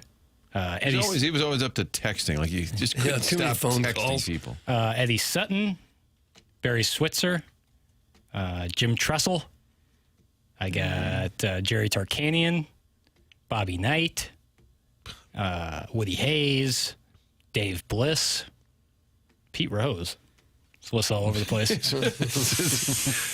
Dan Dierdorf had a great story of Woody Hayes. He was playing at Michigan, Dan Dierdorf, and they were beating Ohio State. And Woody Hayes says, "You should have gone to Ohio State." And Dan Dierdorf said, "You should have recruited me." Because he was from Canton, Ohio. They didn't recruit him at Ohio State. Went to Michigan and became an All-American. How do you miss on Dan Dierdorf? And he was in their home state. Yeah. Gosh, now there's a text. Bobby Petrino, Harrison's brother Master. That's the Bobby Petrino. God, he just looks horrible. His face is all scraped up. That's a tough spot. We'll take your Mount Rushmore of disgraced college coaches. That could get to be a pretty crowded Mount Rushmore. 287 friends are in there talking it over right now on the TMASTL YouTube chat. Open up the YouTube app, type in TMASTL, and you can join them. Doug Nauer's 291. Okay. They're all coming in. It's brought to you by Michelob Ultra. We are in the 8 o'clock hour, and that is sponsored by Fisher Window and Door Store here on TMA. TMA is sponsored by Brown and Crouppen.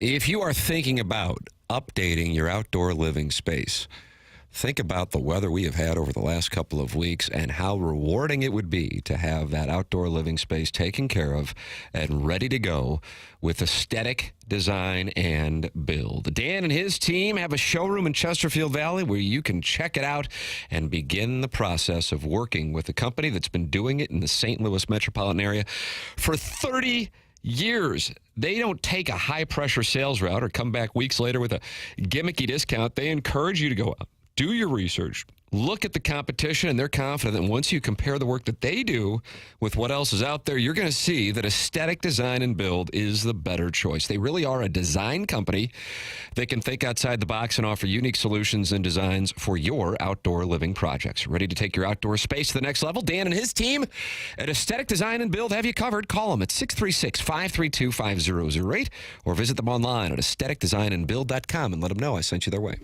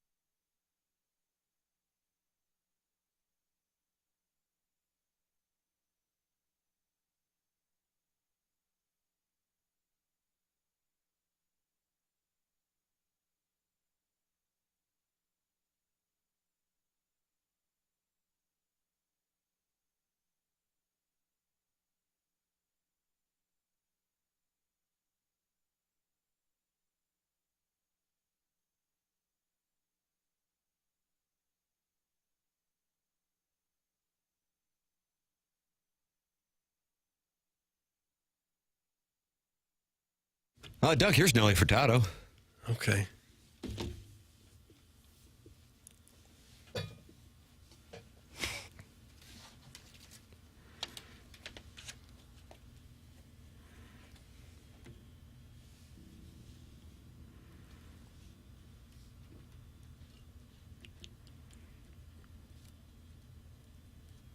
How do you like this? It's not really my style of music. Do you like it, Papers? Nelly Furtado was big when I But you were 4. No, this song came out in 06. Okay, you were 8. Yeah, but my 8 It was to a mature 8. 8 to 11, I was listening to a lot of pop music. Oh, really? Yeah, oh And then yeah. at 12, you said forget it. That's probably when I started getting into hip hop pretty hard. Shame. Well, Nelly Furtado will join us following Gabe in the 9 o'clock hour. As the Colonel is presented to you by James Carlton of the Carlton State Farm Insurance Agency.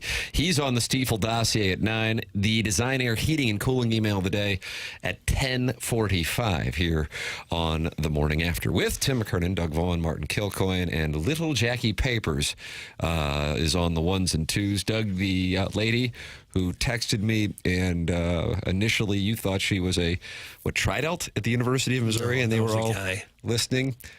She texted or she emailed again, and she said the following, so you can deduce from this, because again, we're starting to think that this might be the top show with females in the St. Louis area and maybe the country. We'll see what the numbers say. Scouts Honor, I'm a gal, but I'm not a student. That's a Gmail account. Just went to Mizzou a couple decades ago, but thanks for a solid laugh before a Tuesday at work. And that's the girl. You still have your Mizzou email from... And that's the whole 05? email? No way. Wow, Jackson's short in the market Well, now. I think they shut down those. They don't keep. That would be. They had 500,000 email accounts just floating out there. Someone's got to pay for that kind of cloud storage. They delete them. Who deletes them? The university. Oh, You think? Mike Alden. Yeah, Mike Alden does it. He comes out of retirement to do it. Mike Alden. Mike Alden deletes. That's his new. Whenever you hear the VP of Special Projects, it's just deleting email accounts from state That universities. seems boring. It wouldn't take very long. You just hit mass delete on like your last 2 years of graduates. Okay. What in the world is a Stiefel dossier? I have no idea what that means. That's from the 618. Jackson, why don't you tell people? Sure. So the dossier is kind of the show plan, although that would be too strong of a word. I would say it's more like a blueprint that you can or cannot follow. You, the listener, definitely cannot, because it's not a public document. But it It's should just be. It's a 3x4 Word document grid that I make every day. And I put stuff in there. From the desk of Jack B. And I once, years ago on TMA, called something like my day planner a dossier, which is, of course, the wrong use of the word dossier. But I find it to be such a fun word to use, dossier. Yeah, it's definitely the wrong word. For sure. Which bothers some people, I've noticed on the text That's line. fine. That's part of the show. And so we've stuck with the term dossier. And then Stiefel was kind enough to sponsor it because they like what they saw. Well, and they recognize the high net worth listenership. It's a female listenership with high net worth. You know what I call it, Doug? What? Boss babes. Boss babes. Okay. Yeah. The Venn diagram is women and then high earning individuals, and then there's a big intersection there. It's a big third circle. Stiefel has a board meeting. All right, what do you guys want to sponsor? Ron K., what do you want to sponsor this year? Golf tournament or the dossier? Ooh, can we do both? Cardinal jersey, Champions Tour golf tournament. Blues helmet? Blues helmet. Blues helmet. No, Maybe Blues you sweater. maybe you forgot about September 20th against the Stars. Blue sweater now. Not on the helmet. I found it out because Ron Koshensky was sitting next to me. I said, hey, Right you're on there, right here. I said, you're on the Blues helmet. He said, jersey. The Mount Rushmore of things I sponsor. Champions Tour event, Cardinal jersey, Blues jersey, Stiefel dossier. And There you so go. when the dais looks down at the dossier, I never look down at it, but when you glance at the dossier, it'll give you a guideline where to go next. Under construction, clearing the deck, from the desk of Jack B. These are all headers, Yeah. and then you go below it for the actual topic. You guys are the archers, and this is just arrows in your quiver.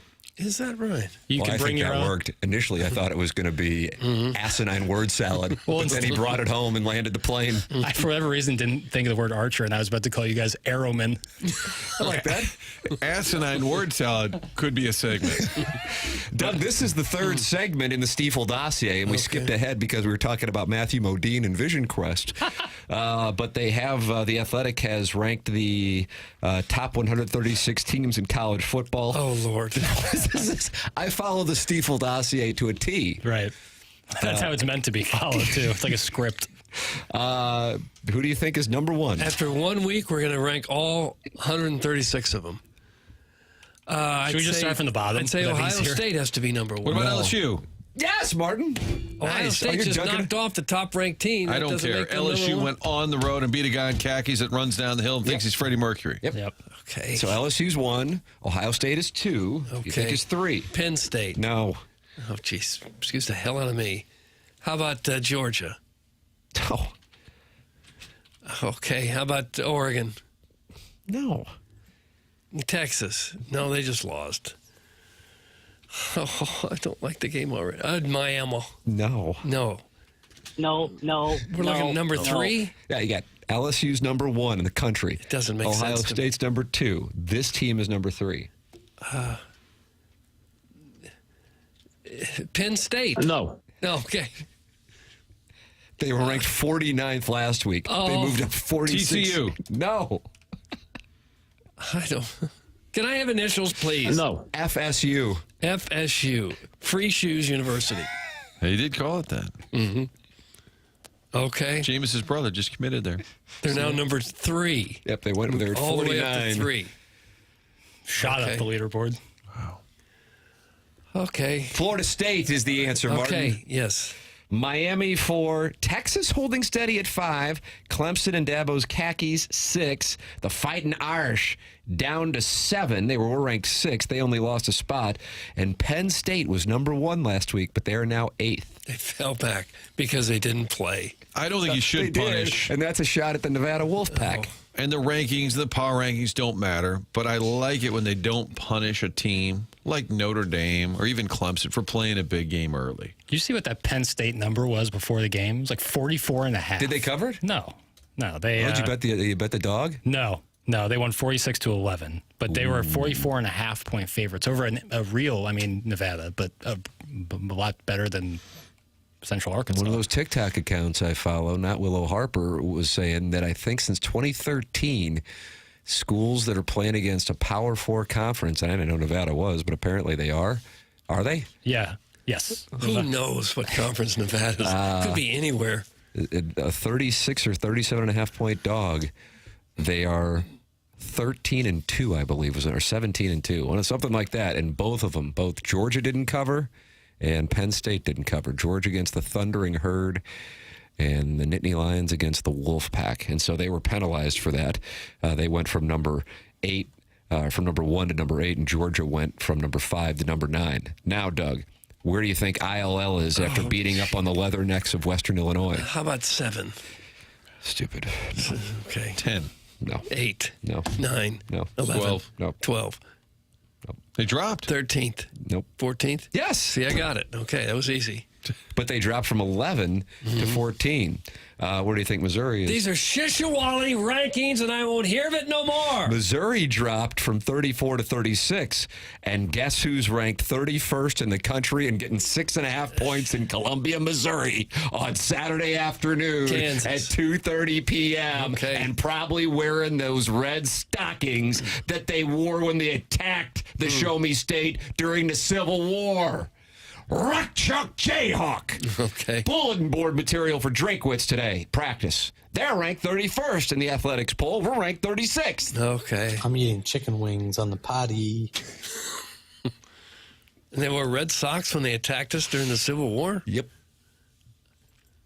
Like on the outside of their pants? That might have been They stirrups. tucked their pants in? Why would they wear red socks? Jackson, you love the Civil War. I'm interested in the Civil War, but I don't know what the Red Sox are all about. No, I don't Although know. I'm kind of pro tucking your pants into your socks. Are you really? Yeah, Is that right? seems all right. Really? Are you going to go clamming? It's like a thing of wrestlers do. You see wrestlers do it. Rafael Nadal would do it too. Rafael Nadal did?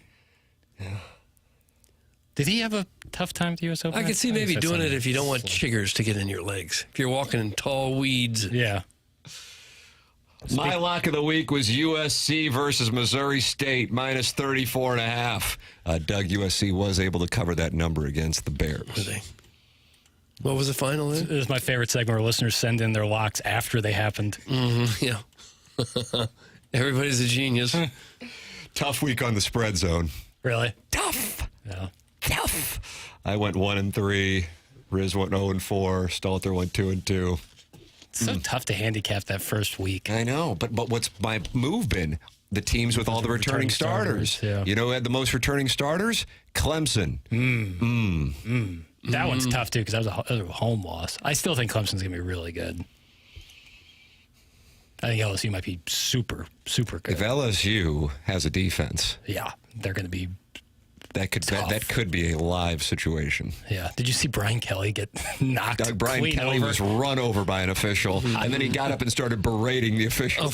I've watched the clip no less than 100 times. I didn't see that. As soon as he comes into frame, because it's a deep pass, and as soon as the deep pass gets into frame of Brian Kelly, he's just ass over tea kettle, both feet up in the air. And when the coach falls, they have so many pieces of equipment, accessories, battery packs, headsets, and that all goes flying. And he gets up and he starts yelling at the ref. Was he on the field? He was like a little far. He needed Sean McVay's get back coach. But it was a pure accident. Brian Kelly was pissed. And he's shorter than he looks. Like, he's shorter than he portrays himself. I think he's pretty short. Then he portrays himself. I know Doug usually shares a hotel room with a bunch of dads in Columbia, but Tim can come spend the night at the sorority house with us. Teehee. That's from Stephanie the Tridelt. This does sound like I know we got girl. another fake one. Well, that's sent from Stephen Wildwood's text account, but I think it's probably Stephanie the Tridelt. It does sound like the real deal now. Nice. Man, this is starting to get hot. You can text in too as a lady, 314-399-9646, 314-399-9646, Air Comfort Service text inbox. That's how you can get involved on the program. Hey guys, did you say where the Lemmings Open will be? Doug, we did. Do you recall? Oak Valley. That's exactly right. That's where the Dotem was. Great layout. Nothing but compliments from the participants in the Dotem in May. So I'm looking forward to going back there. It's really fun. Yeah. Lemmings is always great weather at the Lemmings. Usually great weather at the Dotems, too.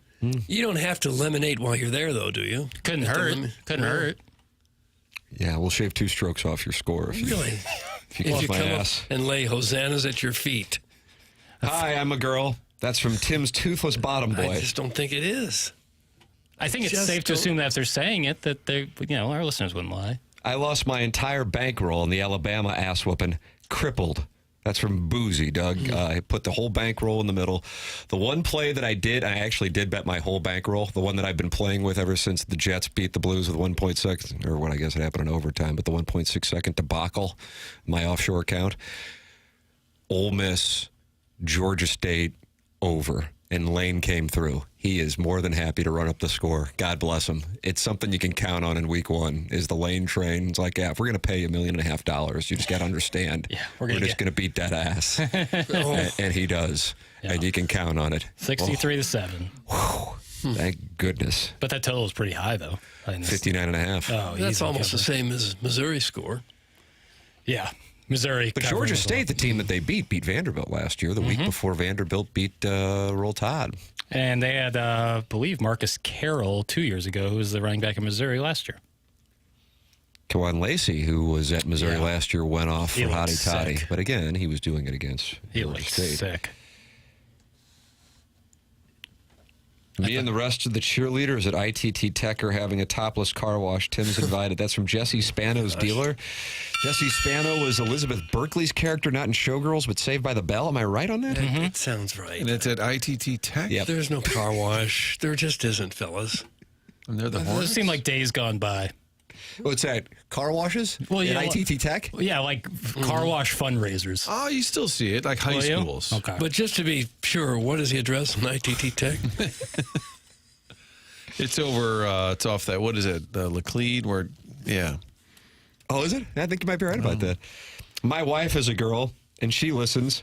Also, had a draft yesterday and talked to one of the guys there about what a tasty little treat Jackson is. That's from Stepdad Gary. That's In the nice. fantasy draft, they were talking about how cute you are. I am a tasty little treat. Cut that off. Yeah.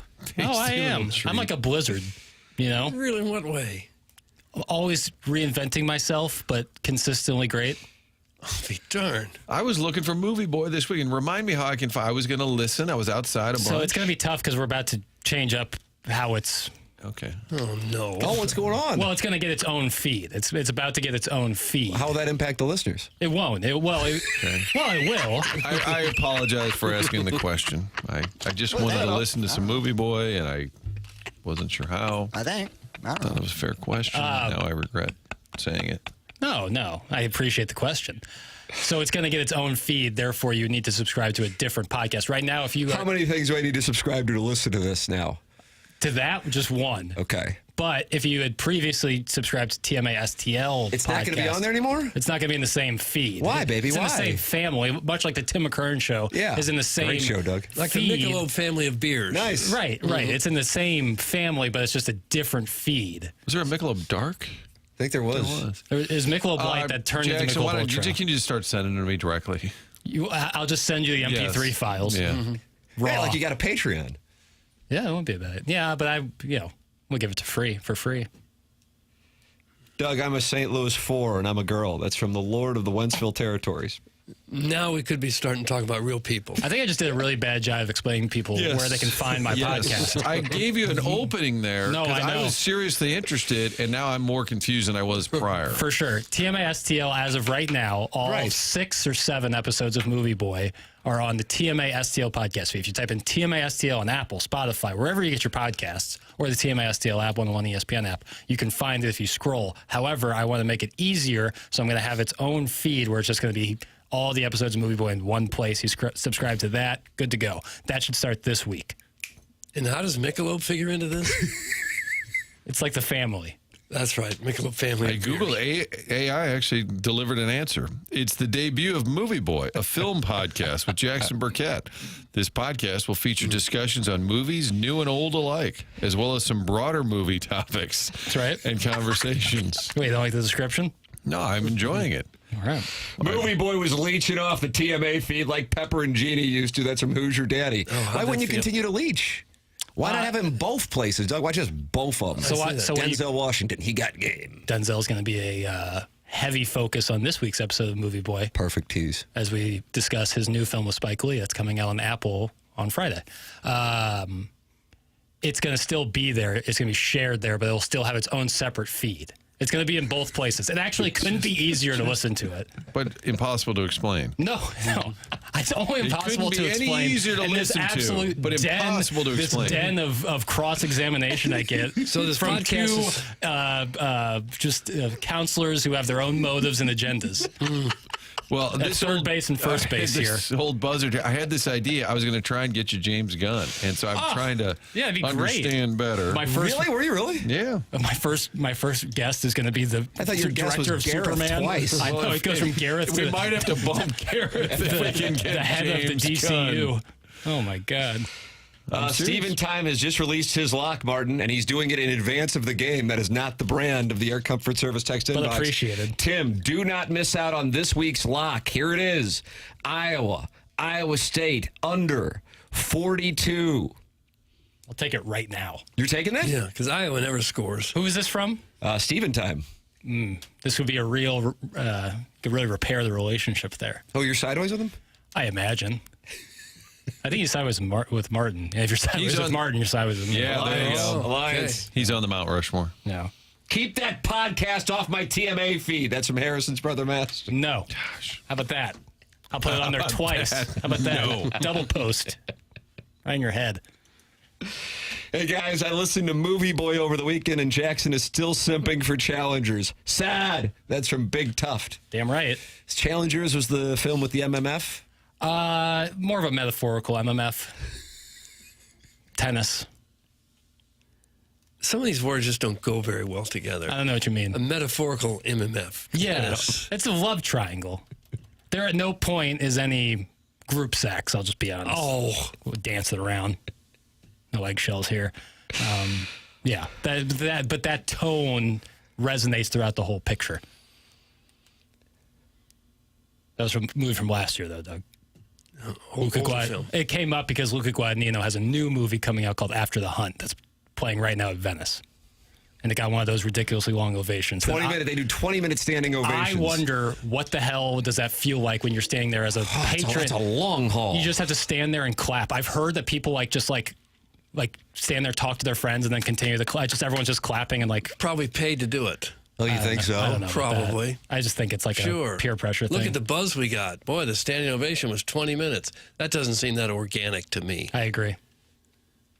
It just seems awkward. I mean, who would you give a 20-minute standing ovation for? Tim. A movie? Thank you. I doubt it. The chairman pointed to Tim as I said that. I mean, there's only a few souls on earth that you would give a standing ovation. Probably Modine. 20 minutes for. Modine, a vision crust. Oh, my God, I can't believe Challengers is still coming up on this show. My guess is Jackson's about to pleasure himself to the audio of that viral Anne Hathaway clip of her yelling at paparazzi, "Touch grass!" to Mr. Licks. All I did was touch grass this weekend. Oh, is that right? Bum. Yeah. What were you doing? Bum. Playing a lot of golf. Oh, you ball struck? Yeah. How'd you play? Not good. I was a 7-iron flying. Fluctuating terribly. In the wind yesterday at Peevely. All those hills really humbled me. Oh, yeah. Shot a 79. No way. 79. Oh, my God. I like bum as an insult. I was going through... Bum Phillips? I was going through sleeves of golf balls like I was going out of style. Kirkland about to get sold out. Didn't Paul Blart III get a 10-minute ovation at Cannes? That's from Dale in Grubville. I would pay for Paul Blart III to play at Cannes. That would be really funny. I would stand for Tim until the leaves are back on the trees. That's from Steven Time. 8 months. Until the leaves are back. This almost sounded biblical. Email in morning after at InsideSCL.com for our Design Air heating and cooling email of the day. That is coming your way at 10:45. The Colonel is joining us coming up in about 7 minutes. He's brought to you by James Carlton. Now, Martin, you know something about Design Air heating and cooling, eh? Love Design Air because they are a family-owned business, and they've been that way since the beginning. They've had success, but they have not given way to these out-of-town companies who come in and buy them up. Just keep the name the same. Nope, family name, family-run business. It's Design Air. Seth Goldcamp is fourth generation. When you've got a company like that, you know you can count on them for another week, year, month, for another decade or so. They're going to stand behind their work. And something we've always mentioned on this show is that they make sure the technicians are not there to upsell you. You need to fix the furnace, need to fix the AC. That's stressful enough. You don't need the handsome repairman adding, hey, what if we do this? No, none of that upselling. Seth and the team make sure of that. So it's a company you can count on year-round. Designerservice.com. That's the website. Go on there, set up an appointment, get closer to the wintertime. Get a little tune-up done on the furnace before the winter season kicks in. AC issues all summer long. Folks have been telling us. They go to Design Air, and everybody continues to be a satisfied customer. Keep those reviews coming in. We'd love to hear about it. For all your heating and cooling needs year-round, it's designerservice.com. Email in the morning after at InsideSTL.com. Gabe DeArmond coming up in the 9 o'clock hour. Gabe DeArmond's brought to you by James Carlton of the Carlton State Farm Insurance Agency. This is TMA 101 ESPN.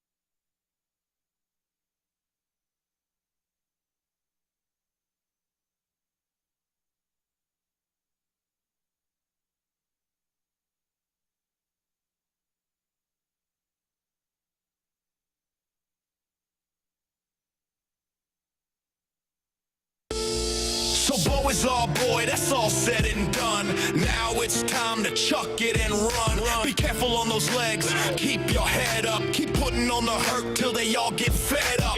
If you go down, we're left with a true freshman. Got to keep them on the bench right where you left them. Take these Tigers to glory, Bo. Give it all you got, boy. Let's go! Mizzou is coming to play.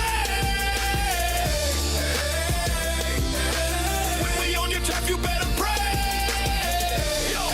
So good. You don't mess with our boy, Bo. This is a new release, too, isn't it? Fresh. Who's the artist? Rogers and Hammertoe. Bringing the heat again. They need to put out a best of. Double album. Kind of hard to rhyme anything with Prabula. Yeah. But Bo was easy. Bo was very easy. Bo show. I used my phone to take a peek at your booty before I left this morning, and it made my day. It's from Dale in Grubville. Who was he talking to with that? I don't know. Just at the top of the Air Comfort Service text inbox. And this is what we have to deal with. Okay. You don't know Dale, do you? I don't know. Don't know the man. Never met the man. You know Mark Milton, though. Oh, sure. I met him many times. He's the kind of guy maybe you don't want to meet because it could mean that you've got big-time IRS problems. But he's a wonderful gentleman. He's big with the Billikens, big supporter of St. Louis U and the basketball program there. If you have any kind of problems with the IRS, Mark Milton is the guy you need to know, a name you need to know. Maybe you're facing tax liens or bank levies, wage garnishments, or heaven forbid, IRS criminal investigation. This is serious stuff, but you've got a guy here, right here in town, who is experienced with this and can take great care of you. His name is Mark Milton, and his website is stltaxlawyer.com. Mark Milton provides a local and holistic approach to tax resolution. He earned his accounting degree at Illinois, #1 accounting program in the country. Got his law degree right here at St. Louis U. Now he lives and works in the St. Louis area. Started his legal career with the Department of Justice Tax Division in Washington, D.C., where he represented the IRS in tax cases throughout the country and received the DOJ's Outstanding Trial Attorney Award. This is one of the best in the country at what he does. He helps individuals and small businesses solve their tax problems. So if you have any kind of IRS issue at all, contact Mark Milton at stltaxlawyer.com today, and you'll be saying, "No, sir, I am not guilty. I am with Milty." Remember, the choice of a lawyer is an important decision and should not be based solely on advertisements. The Colonel, Gabe DeArmond, joining us here at the top of the 9 o'clock hour, which is brought to you by Mark Hanna of Evergreen Wealth Strategies, Gabe DeArmond of PowerMizzou.com. Next on the Collier and Thompson phone lines, this is the Morning After, presented to you by Brown and Crouppen on 101 ESPN and the TMA STL YouTube channel.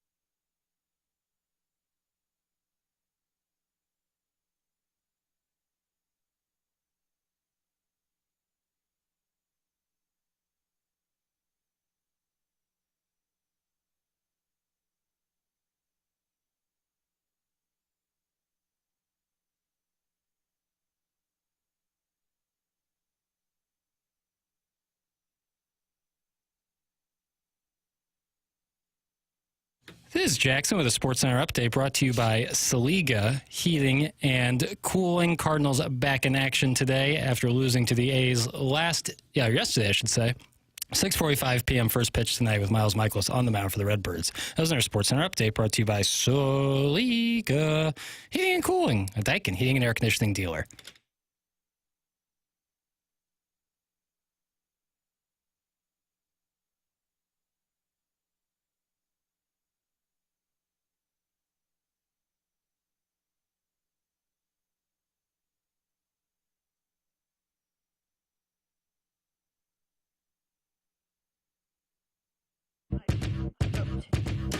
Oh, my goodness. Oh, my goodness. They haven't played this song at Faurot Field with the Kansas Jayhawks on the field, Doug, since 2006? Well, I don't believe they've ever played it. What? They should, of course. Don't get me wrong. Marching Mizzou will be playing this at 2:32 p.m. I hope she's there for the vocals because it's not the same without her singing. And the place is going to be up for snatch grabs. 75 degrees and sunny on Saturday in Columbia, Missouri. You are looking live at Faurot Field, where Gabe DeArmond and PowerMizzou.com are covering it. Ladies and gentlemen, it is our pleasure to welcome to the Collier and Thompson phone lines from Power Mizzou, presented to you by James Carlton, the Carlton State Farm Insurance Agency, the Colonel, Gabriel P. DeArmond. Morning, Colonel. What's up, guys? If there was ever a week that Tina E should be blasted over the new sound system, I can't imagine a more perfect setup. How about that, Doug? I think so, too. How about that? Colonel, it's border war week, and the people are buzzing. How are things in Columbia, Missouri? How are things on Power Mizzou? Did you mean that it is Border Showdown presented by Storage Mart Week in Columbia? Yeah, that was Doug didn't slip me the presenting sponsor. And Storage Mart, of course, is the presenting sponsor. No, my bad. I'll take some time away. It is. People are, I think, more excited for this than I anticipated maybe they would be.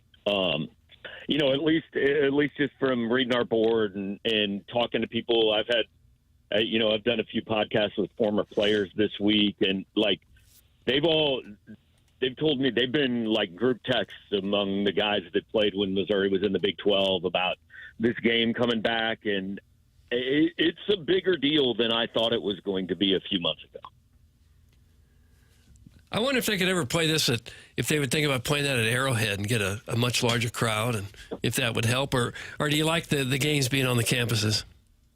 I think they should be on campus. Kansas City every now and then is good. Like, we got spoiled in 2007. They signed the deal, and oh, hey, it's number 2 versus number 4, and the next 3 games at Arrowhead it wasn't the same. It was fine, but a couple of them I think weren't sold out, and I think by the end of it, Kansas had started into their 13-year death march or whatever it was, and the crowds weren't the same, and it was never going to be like it was in 2007. If you want to do it every now and then, kind of like basketball was doing, 2 in Lawrence, 2 in Columbia, 1 in KC or something like that, I'd be okay with that. But overall, I think it's good to have them on campus for the most part. And, Gabe, nothing official on Sam Horn. I guess Drinkwitz made a comment over the weekend about extensive time. Do you think at this point we should study up a little bit on Matt Zollers, or it's going to be all Bo all the time? I mean, it's going to be all Bo as long as he's healthy. Now he took a few hits last week. The SEC teaches you that the backup's probably playing. So I think next week against Louisiana, in a month against UMass, Matt Zollers is going to play because you have to have him ready. But I think it was probably true, even if Sam hadn't gotten hurt, that this was going to be Bo's team going forward. I think his play merited that. But yeah, we talked to Eli at noon today. I know Sam had an MRI on Friday. So did Blake Craig. We had reported over the weekend that Craig is out at least for probably about 8 weeks.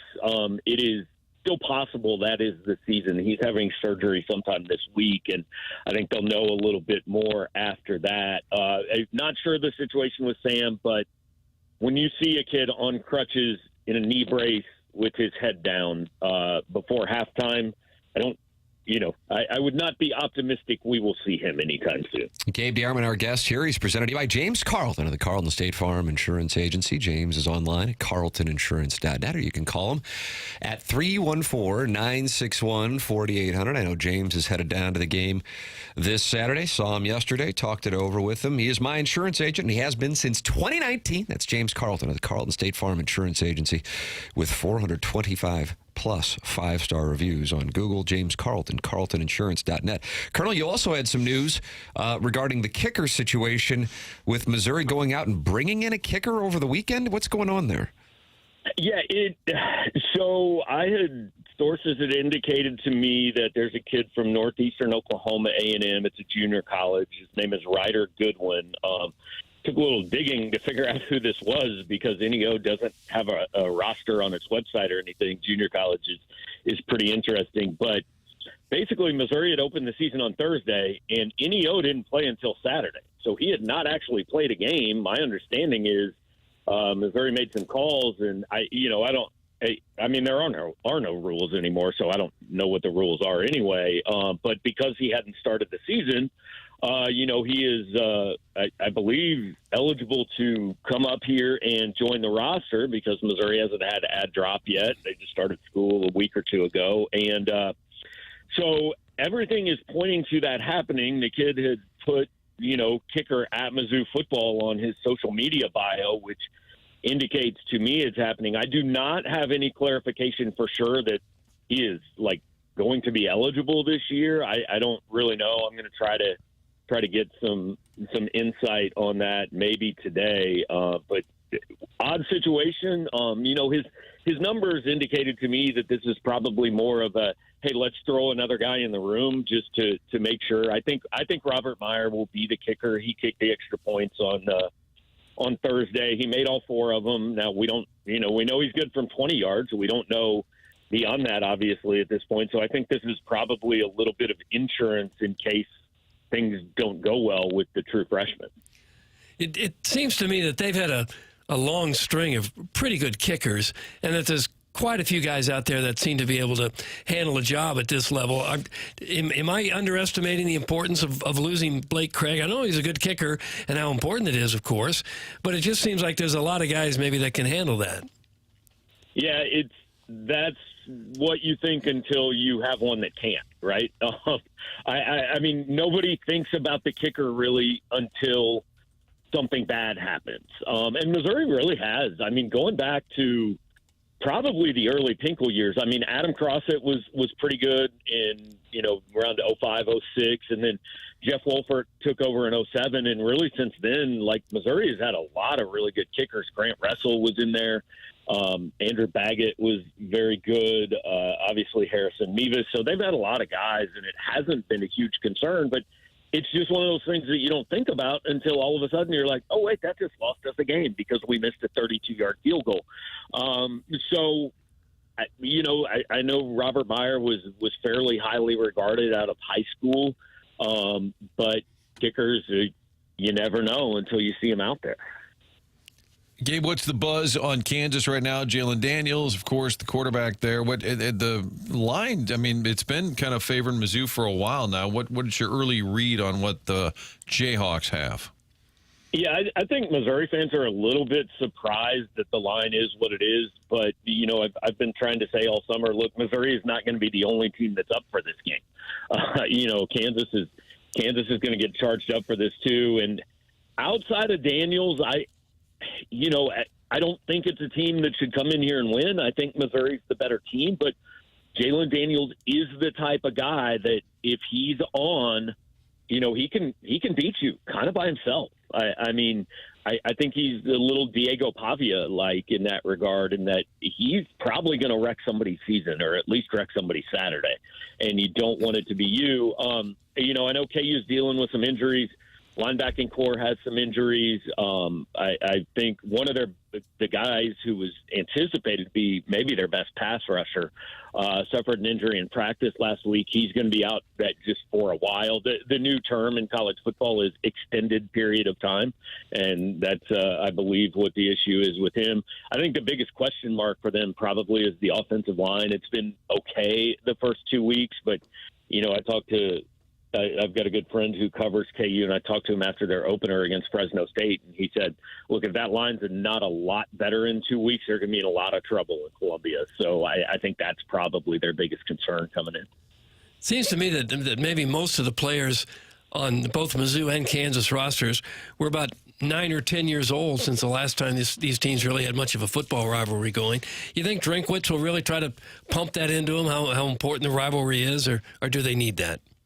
Yeah, no, I was told that for a few weeks now he's been bringing speakers in on Friday to tell the team specifically about this game and this rivalry and why it's important. That's one of the things.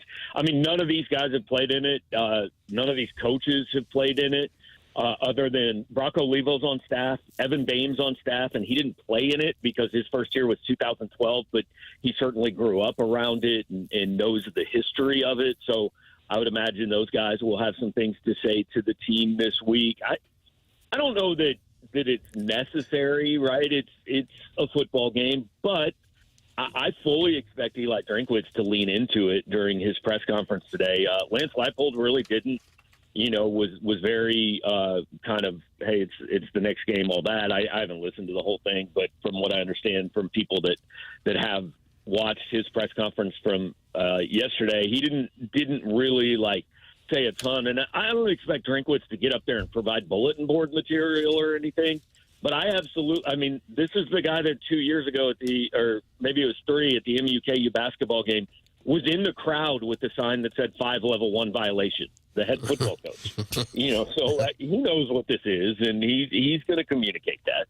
Gabe DeArmond is with us here. He's brought to you by James Carlton, joining us on the Callier and Thompson phone lines, 101 ESPN and the TMA STL YouTube channel. You had something in your column over the weekend, Colonel, regarding ESPN's probability of winning the remaining games. And if I'm not mistaken, only 2, Missouri was less than 50% on the remaining schedule. Am I correct on that? Yeah, and I'll be honest, I don't completely understand those numbers. I don't know how you say a team has a 54% chance of winning before the game is played, but that's a big part of what they're doing. I think the South Carolina game was exactly 50-50. Alabama was around 54 to 56%, and I think Oklahoma was 49.6, and Auburn was actually the least likely, down at about 40%. So those things don't necessarily mean, hey, we think you're going 10-2, right? Like the KenPom numbers, if he goes game by game, you add it up and the team is 21-8, and then at the end it says projected record, 18-10. So it's kind of hard to figure out exactly what those numbers mean, but I do think the way Missouri played in week 1 and more likely the way some other teams played in week 1 probably impacts that a little bit. I thought Bo Prabula looked great against Central Arkansas, and I know it's Central Arkansas. It's not a Power 4 conference. What were your thoughts on the way he played, and can you glean much from that since it's a lesser opponent? I mean, he did everything you would want him to do in his first start. Looked calm, ran the ball the way you expected, threw the ball, I think, better than most people expected.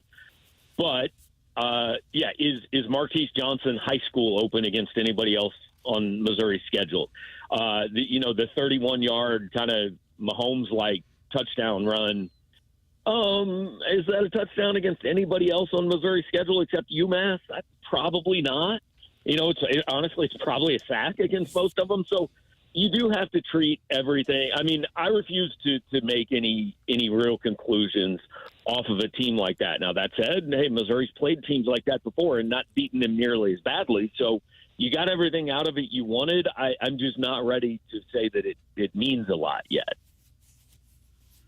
All right. Well, I thought he looked fantastic. But don't you think Gabe will know a lot more? Don't you think this Kansas game where Mizzou fans will really, and everybody watching this team will kind of know a lot more because it's only your second game, but it's your first, quote, real opponent.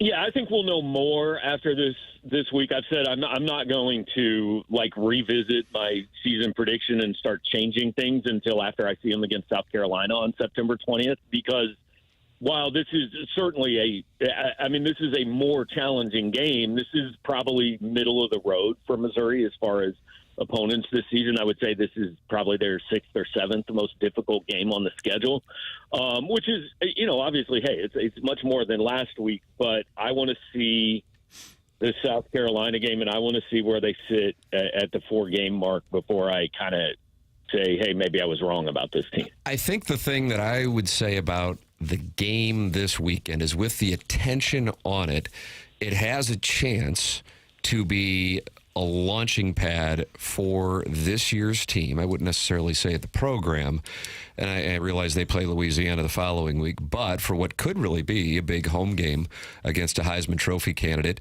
and a revenge game in South Carolina on September 20th, when at least on this side of the state, there's nothing going on with the Cardinals debacle, and really corner the sports market on this side of the state. And at the same time, if they were to lose to Kansas, it's got a larger downside than the potential upside. Winning by a little bit, okay, it just kind of stays the course. But if you win big, people start buzzing, circling that game against Lenora Sellers and the Gamecocks. And if you lose to Kansas, all of a sudden you got some hell breaking loose. Look, if you lose, it is disaster. There's no path to a 9-win season, I don't think, if you lose this game, because again, Alabama. I know what Alabama looked like in week 1, but it's Alabama, Oklahoma, Auburn, A&M. I'm not sure that Kansas is a better team than Arkansas or Vanderbilt. So you have a lot of games that are as tough or tougher than this one. If you lose this game, so much wind goes out of the sails. I think it's fair to say you lose this game, there's no point in even talking about a potential playoff spot, right? You lose this game, at that point it's, okay, how many can we get? Can we get to 8? Can we maybe find a way to get to 9 and then have a chance at 10 in a bowl game? But there's no question, if you lose this game, there are things that come off the table. And it's not just because it's Kansas. That's part of it. But, this is not one they can afford to lose.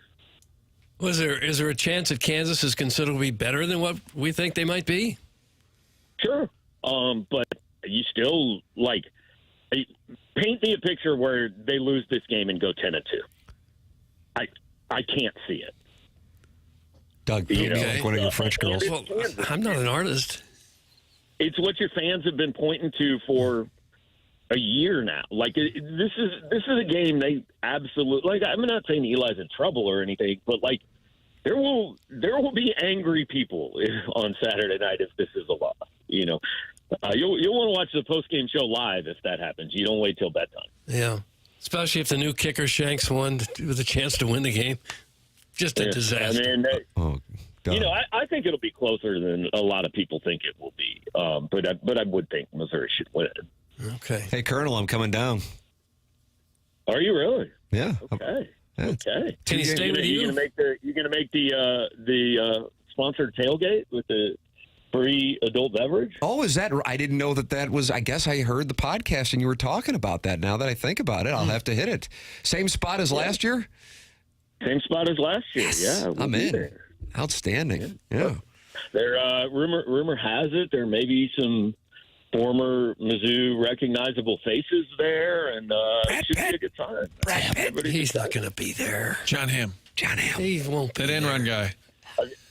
We actually just have John Hamm standing at the corner of the tailgate nonstop, just going, oh my goodness.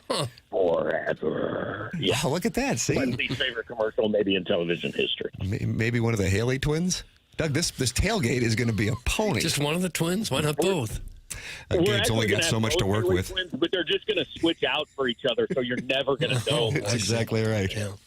The Colonels got the tailgate. It's this coming weekend in Columbia, presented every Monday here and Friday, and this week Tuesday, by James Carlton, Gabe DeArmond, Missouri, Kansas this weekend. Colonel, always appreciate the time, man. Thanks so much.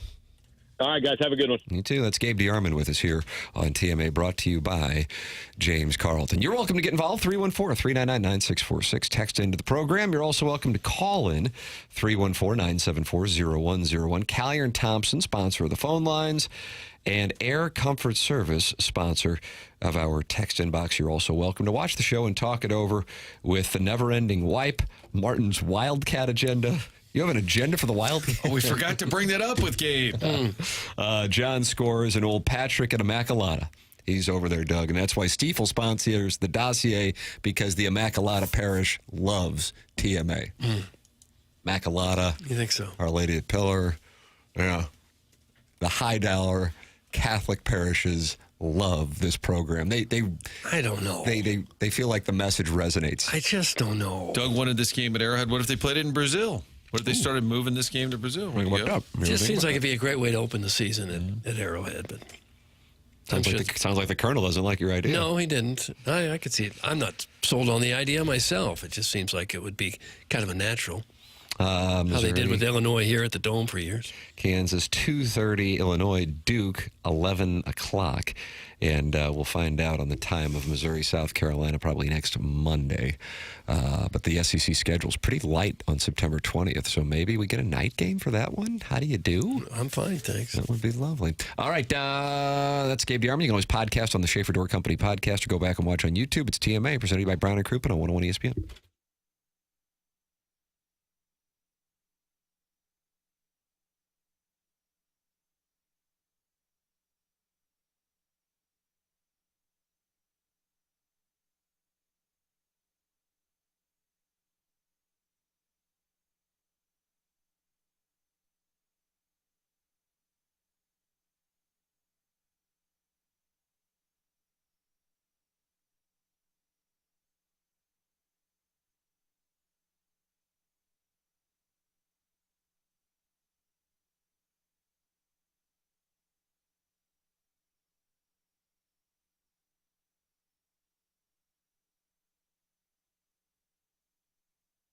AutoLoanPro.com. That's the website you head to if you're in the market for a new vehicle. Doesn't matter what your situation, what your circumstance, they're going to get you a new vehicle, and they'll do it with little to no money down, also the best rates possible. And Auto Loan Pro can do that because they work with over 50 different lenders. They know anyone can sell you a car, but it takes a pro to do it right. It's a large purchase. That financing can get complicated, especially if you've had any issues in the past. Auto Loan Pro gets you back on track. Get a new vehicle, get your credit back on track, and you can do that by using that free playbook. It's right there on the website, AutoLoanPro.com. Scroll down, check out the free playbook. That's going to educate you on how to get the car of your choice this time and in the future. Auto Loan Pro is part of the Lita family, and again, working hard for you. Best rates available, little to no money down, doesn't matter what the situation is, and make sure to take advantage. Something they put together just for you, which is that free playbook, helping educate you. Get a car, get an education. You know, there's only one thing to know when choosing a car, financing a car. Choose the Auto Loan Pro, AutoLoanPro.com.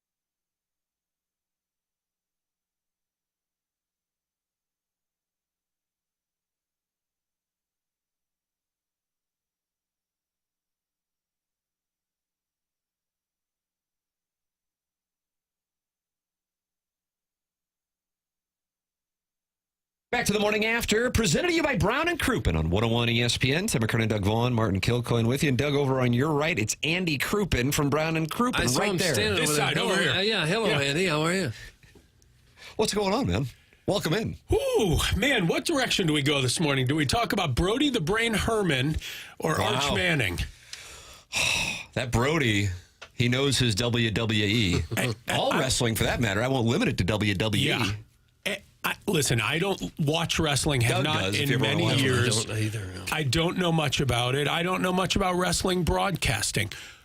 But I have listened to several episodes, and it is gripping. Am I crazy, or is he maybe just the most natural broadcaster, potentially could be the greatest voice in wrestling a year from today? Oh, he's gonna be the next Cowboy Jim Ross, Doug. It's very impressive. He's got a passion for the, I call it sport. Doug doesn't. But No, we it's just have not a polite sport. disagreement. Knowledge? Show a polite How disagreement. about It's a Ed little and show. Brody when they're together? Do you know who the Sklar brothers are, the comedians? I do. And they kind of finish each other's sentences. They Yeah. have this little rat-a-tat. I think Ed and Brody have this Sklar brothers mojo going. Yeah, I get that a little bit. They spend a That's a lot no, of time. Tim. No, because they do. They spend a lot of time together. I think they have some similar interests that they have sort of cultivated. And while they're not twins, what they do both have is encyclopedic memories. Yes. So they can recall probably conversations they've previously had. No, I think you're right. I've never thought about it like that, but yeah.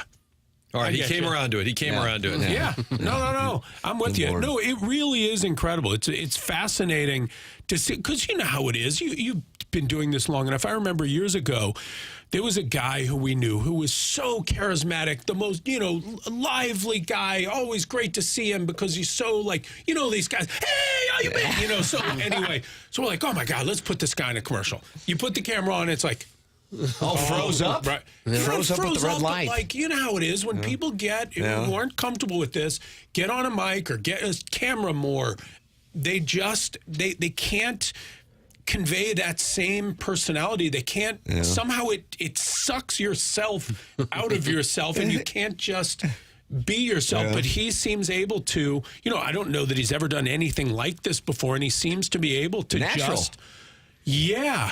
Natural. It's very interesting. And he has a passion for it, too. Oh, yes, he does. And it's almost, and I told him this, I was like, I don't take this the wrong way, but sometimes your knowledge, I find myself laughing. It's comical. The depth of knowledge you have about a sport decades before you ever existed. He knows the promoter and the weather that day. And I mean, it's crazy. It's really something. And now you're going to start watching wrestling 5 nights a week? No, but I will say this. For the first time since probably 1988, it has occurred to me that maybe I will watch. Oh, really? so I'm still a step to watching. Yeah. But I actually think it would be a lot of fun to go to like WrestleMania or something. I'll bet that would be great. I bet the people watching is good. Watching the fans is probably as interesting as watching the event itself. It feels like it would probably be kind of a safer gathering of the Juggalos. Ooh, Juggalos, Insane Clown Posse. Doug, you loved Insane Clown Posse when they first came out, but you didn't like their newer work? I don't know what that is. Have you ever heard of The Gathering? I have not. Oh my God!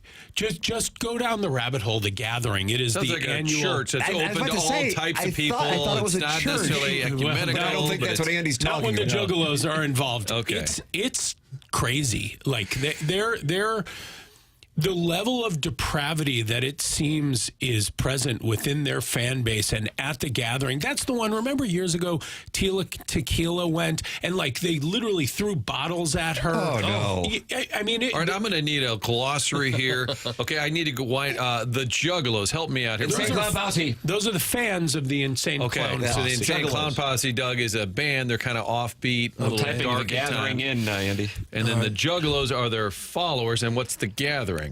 The Gathering is like their annual get together. Yeah, where there's a concert and other bands play, like a festival. But I mean, it sounds like one of the most depraved of. I remember hearing stories on Howard Stern about wingding in Philadelphia. Oh yeah, that was the WIP, huge sports talk radio station. And the things that happened there sound like the gathering of the Juggalos. Yes. So there are a lot of things like that would probably be fascinating if you make it out alive. Burning Man.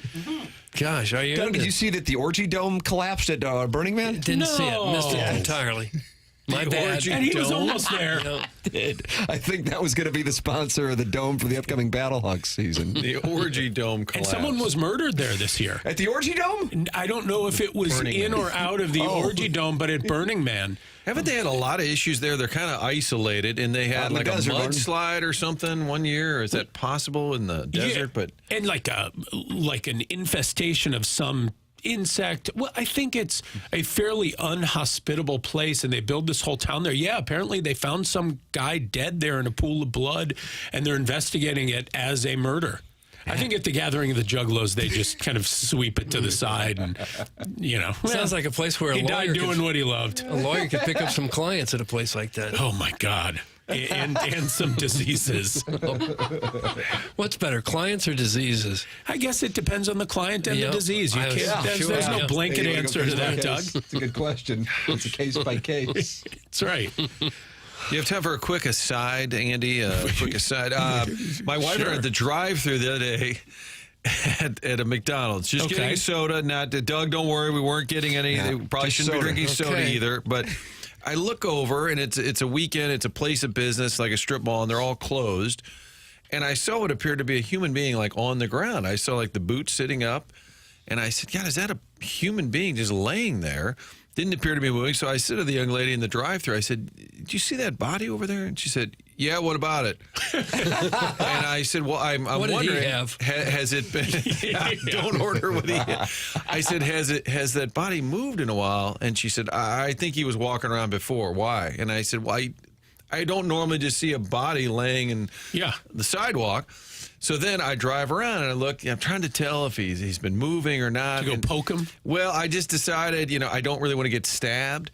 So I thought, I don't know if he's alive or not. It appeared to be questionable. Now, maybe it appeared like he might have been homeless. I don't know. So I thought, well, I'll just call the local police. And then they said, "Oh, I'm sorry, you needed to call dispatch. Hold on." Okay, then I get to yeah, I'm trying to describe what I'm seeing.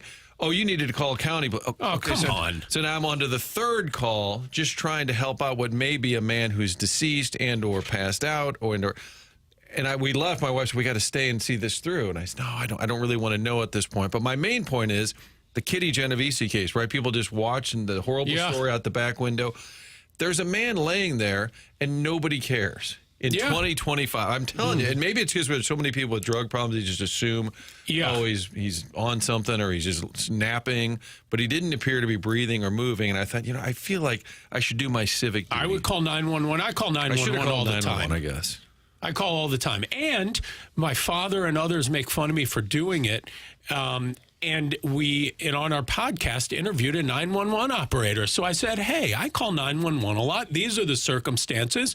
Who's in the right, me or my father who thinks I'm crazy? Nope, that's totally appropriate. I'll call like you're driving down the highway and you see a mattress in the middle of the road, and so people are swerving to get out of the way. And I feel like that's very dangerous. So I'll call 911. So I would have called 911. I have some friends who are all like kind of marathon runners, ultra runners. They were going to run a 50-mile race in New York somewhere. We were all in New York City at the time. And the race got canceled because of weather. Then the weather cleared up. So they're both idiots. And they're like, well, I got a good idea. Why don't we just run the entire perimeter of this island of Manhattan, which is a stupid idea. And so they're doing it, and that's, I don't know, it's 35 miles or something. They're somewhere uptown, cut through some park, and they stumble upon a dead body. And they don't know what to do. And so they call the police, and I think they tried to resuscitate him, but he was cold and stiff and long dead. But what was interesting about it is, the paramedics come, and they're like, yeah, he's dead. And they were there for like 10 minutes, resuscitating him. The paramedics get there, and they just walked away. No one asked him any questions. Like, I feel like if you're two guys in a park with a dead body, the cops should at least get your name. Maybe one or two questions. Yeah, nothing. They're just like, thanks, guys. All right, see you later. In New York. That sounds like an episode of Law and Order. Just walking through a park, find a dead body. I think maybe when homelessness becomes normalized, you lose some of your sensitivity to it. Yeah, maybe. I don't know. This world is so messed up. What kind of world are we leaving our children? Doug. It's not just my fault. He wants you to answer that question. Well, I just picked, it was like an insurance agency that clearly was closed on the weekend. I said, some poor woman's going to show up at 7 a.m. on Monday to open the... there's just a person laying there that may or may not be alive. Serves it right for working on Labor Day. Oh, okay. And if they're barely alive, maybe they could get somebody out there to save his life. Sort of, Right. I just wanted there to, I said, I think it's, the lady was like, so what is it? What's the issue? By the time I talked to a dispatcher, I did not call 911 because I didn't think it warranted that. Call 911. Oh, apparently for mattresses on the highway, you should be calling 911. Yes. I mean, if that doesn't rise to the level of 911, what does? But did that operator tell you that they get a lot of calls that don't warrant 911? Oh, yeah. Yes. Hey, my cat's missing. Can you help me out? Oh, I think even like... I don't know what the word is, worse, but like meaning more minimal than that. You know, people lost their wallet or they didn't get their fries at a drive-thru. I mean, I think they get a lot of different. Okay, I think well, it depends on what kind of fries, right? Yeah, waffle fries. No, I think they get a lot of people calling very inappropriate. And what does your dad think, that you shouldn't be calling at all, or you should be calling a different line? Oh, I think he just likes to make fun of the fact that I call 911 a lot. I don't know that he's thought it through. I guess he doesn't find himself in circumstances where he feels the need to call 911 nearly as much as I do, so he feels something must be amiss. My youngest son called 911 once when he was about 5 years old because his brother did something to him, and he thought that was worthy of a 911 call. And the Sunset Hills police came fishtailing into the driveway, sirens blaring. That's awesome. No, it wasn't that awesome. No. Was John Vaughn put away for a while? No, but they did make him go back and tour the police station the next day. So this is where you wind up if you do things you're not supposed to do. Oh, he'll probably always remember that. Scared him straight, yep. Or actually, how old was he? Probably forgot it. 5 or 6, I think. Does he remember it? Oh, yeah. It was quite the moment at the Vaughn house. That's awesome. Doug, were you cited for your poor parenting? I wasn't home at the time. Yeah. The oldest was supposed to be properly babysitting, and he was asleep at the switch, I think. Huh. You're welcome to get involved on the program. Andy Crouppen with us here. Brown and Crouppen, presenting sponsor of TMA. You can watch on YouTube at youtube.com/TMASTL. And, of course, 101 ESPN. Andy Crouppen of Brown and Crouppen, 314-222-2222. That's 314-222-2222. Final thought for you, Andy. Yeah. Your father came in and he told us that he arrived at the conclusion that 0 people would rank him number 1 on their list of most important people in the world, and then we all came to the conclusion that we also are in the same camp as your father. And it was a very existential and depressing moment on this program. Has he put you through this exercise? No, but I think most important people in the world, that's to you. Like you got to be someone else's most number important. one. Because for example, you would pick your mom and not your dad. Most important. And then we said, what about Goldie the dog? He said, no, would still pick my wife. Yeah. And so we went down the list. Oh, now I understand. I thought you meant like a Time magazine. No. Okay. Let me give that some thought, and I'll get back to you next time. Yeah.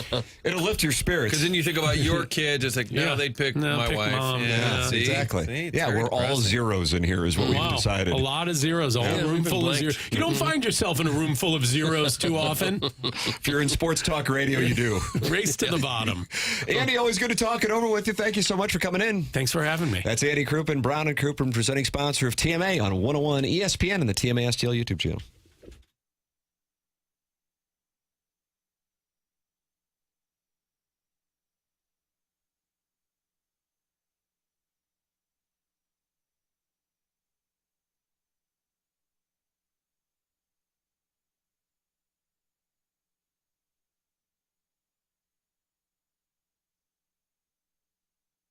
The website is igotfloored.com, and that's a website for Michael's Flooring. Michael's Flooring in business in the St. Louis metropolitan area now for 3+ decades. And Michael takes great pride in helping and making sure that his employees are happy and make a great living.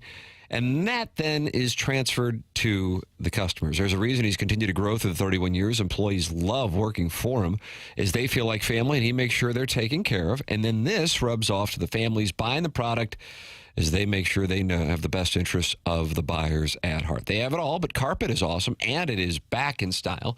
They have so many varieties of all flooring and have 3 easy-to-get-to locations in St. Louis. They are in Creve Coeur, they are in Dardenne Prairie, and they are in St. Peters. It's Michael's Flooring.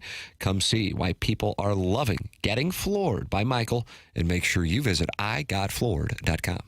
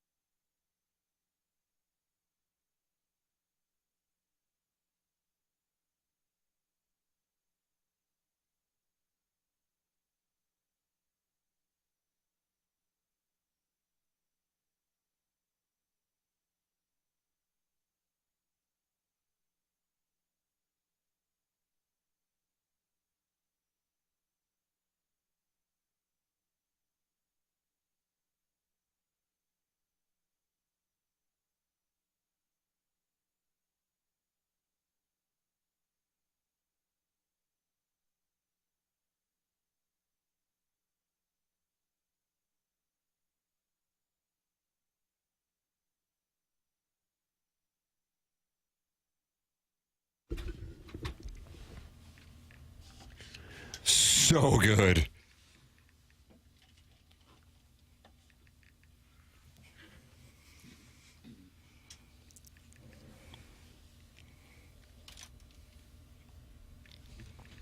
Is this Rogers and Hammertoe?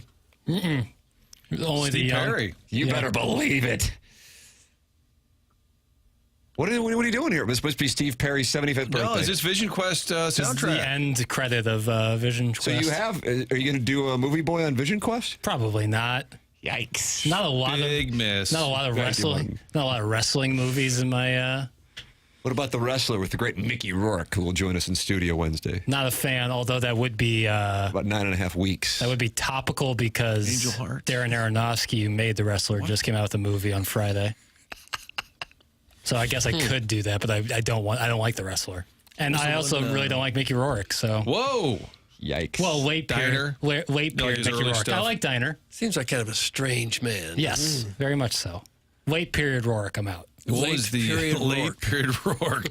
And what was the arm wrestling? Over the top. Over the top. Oh, meet me halfway. Movie arm wrestling. With That's the whole Kenny movie? Loggins. Oh, Doug, is there a dry eye in the house when Meet Me Halfway comes on? Is there a subject matter that could be less interesting than arm wrestling for an entire movie? Well, you had Sly Stallone, and you got a great plot. Thank you, Martin. What about chess movies like Searching for Bobby Fischer? I And saw then the that, other one. that chess thing that was on Netflix. Queen's Gambit with was Anya pretty Taylor-Joy. good. No, that was good. Yeah. About the Hunting Wives. I don't think I saw Have that. you convinced your wife to watch Hunting No, Wives? that might be a birthday present. No. We're going to go to Las Vegas so I can get in and out and watch the Ryder Cup and watch Hunting Wives. And hole up. In a hole up. You're gonna be holed up. The blinds drawn.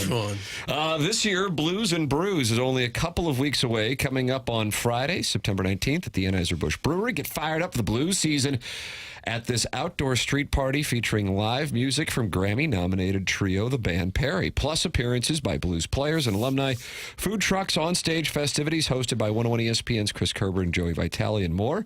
Tickets are on sale now for Blues and Brews, presented by Bud Light, 101 ESPN, 92.3 WIL, and Scott Lee Heating Company.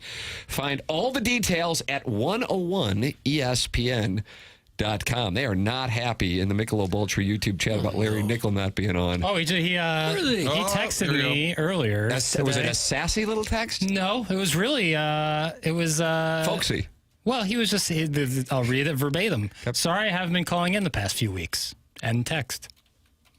I'm going to text him back. Feel free to call in whenever. So you think there was a Storage Wars marathon? Who knows? You know, So he gets mad at us if we don't take his call. Can we be mad at him for not calling in? Listen, if I were to call out every piece of hypocrisy that goes on in and around this program, we'd be here for 9 hours. Wow, what a damning statement. That'd be a new segment, piece of hypocrisy. So I'm not going to do it because we love Larry. From the TMA remote lamp, is Larry purposely not being on the dossier every Tuesday? A Hubbard /101 ESPN thing. Quote, he can call in is not the same. Oh, my God. That one kind of hurts you. Abe's a pruder over here trying to figure out. Larry sometimes calls in, he doesn't. I've never once put him on a dossier, a captain's log, anything like that. This isn't some sort of large conspiracy against Big Nickel. Like, we're just Big Nickel. Like, he's welcome to call. We love Larry. We've always loved Larry. We will continue to love Larry until we all end our existence. And, you know, that's never going to change. So I don't know what people want from me. I can't make him call in. They want you to change their text names from numbers to names. I can Hi, do that. Jackson. Long-time listener, first-time texter. Please add the name Bond County Hillbilly to my phone number. Thank you. And I bet you're going to do it. Consider it done. See, it's that simple. If you don't have a name saved in the Air Comfort Service text inbox, Jackson will change it with just a polite request, just like that, just like the Bond County Hillbilly. Where's Bond County? It sounds like Tennessee. It's a 618 number, but that, of course, means nothing in 2020. It's in Illinois. Bond County, Illinois. Okay. If you're a weather guy, you got to know all the counties. Oh, Why do you ever? Over here in Franklin County, over here in Bond It's like County. Greenville. Nice lakes around there. Nice little Bond County. Yeah, Governor Bond Lake. I know that. You know, so every time there's a tornado or something in the area, they start pointing to towns you've never heard of before. It's all McCoupin. And it's not very far away from here. Okay, Doug, that was a fascinating observation. All right, I'll move on to the next thing. And the next thing, of course, is the Cardinals and A's Game 2 tonight. Miles Michaelis against Luis Severino.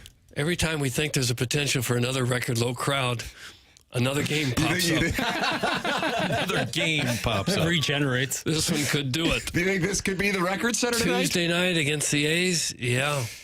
Although there's really nothing on TV big or anything that's going to keep the sports fans at home. I assume there's Maction. Ooh. Didn't they move Maction to Wednesdays? Oh, is that right? I thought. So fans will go, you know what? There's nothing on TV. I'm going to drive down to the ball yard. Well, there's times you might have tickets Glowing and review. you say, well, there's a decent football game on. I don't think I'll go. But there's nothing else tonight, really. Okay. Weather's perfect, so... Well, they started that Palante again on Sunday because he has not been pitching well. So what you do then is you just keep putting him out there. Right. They're now 1-11 in his last 12 starts. Doug, they're 1-11. And so the answer, well, what else are you going to do? Who do you want to? And my answer is always anybody. And I suggested someone. What about Kyle Leahy? Well, they like what he's doing in the bullpen. Okay, Gordon Graceffa. Well, they don't. Is he any better? I don't know. Let's find out.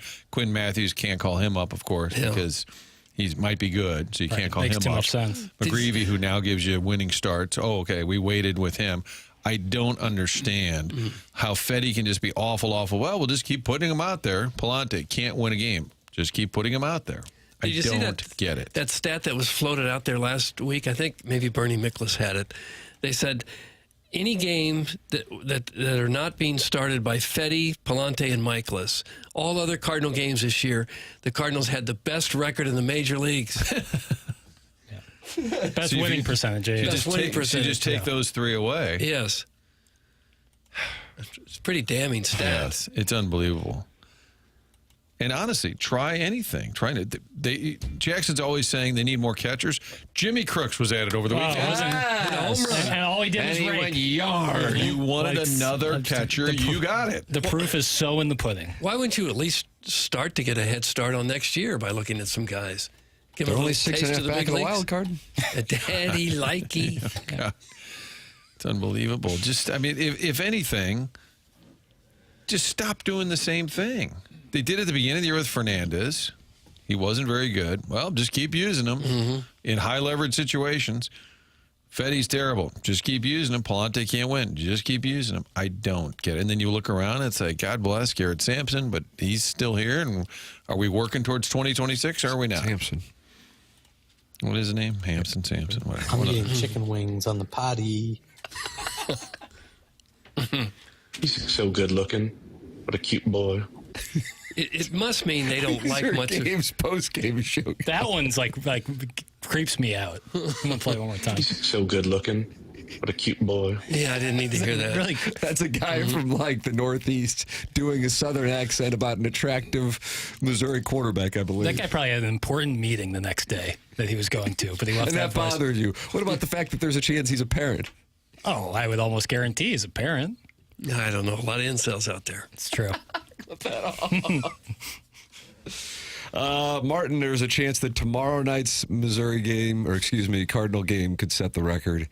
Not a busman special, though, Doug. It's a night game. Okay. So the A's can travel. You know, they have a home in Sacramento, and then they get to fly back to take on the Angels in Anaheim. And they are buzzing in Anaheim about that A's. Oh, yeah, they are. I see they got tickets tonight as low as $5. Why don't we go? There's a chance it would cost you more to get out of the stadium than to get in it. It's also Hello Kitty night at the ballpark. Oh, so pony! You may creep up towards like 8,000 fans. Yeah. Nikki Glazer threw out the first pitch yesterday for Nikki Glazer Day. She threw a strike. Yeah, she threw it pretty well. Hell yeah. Friend of the show.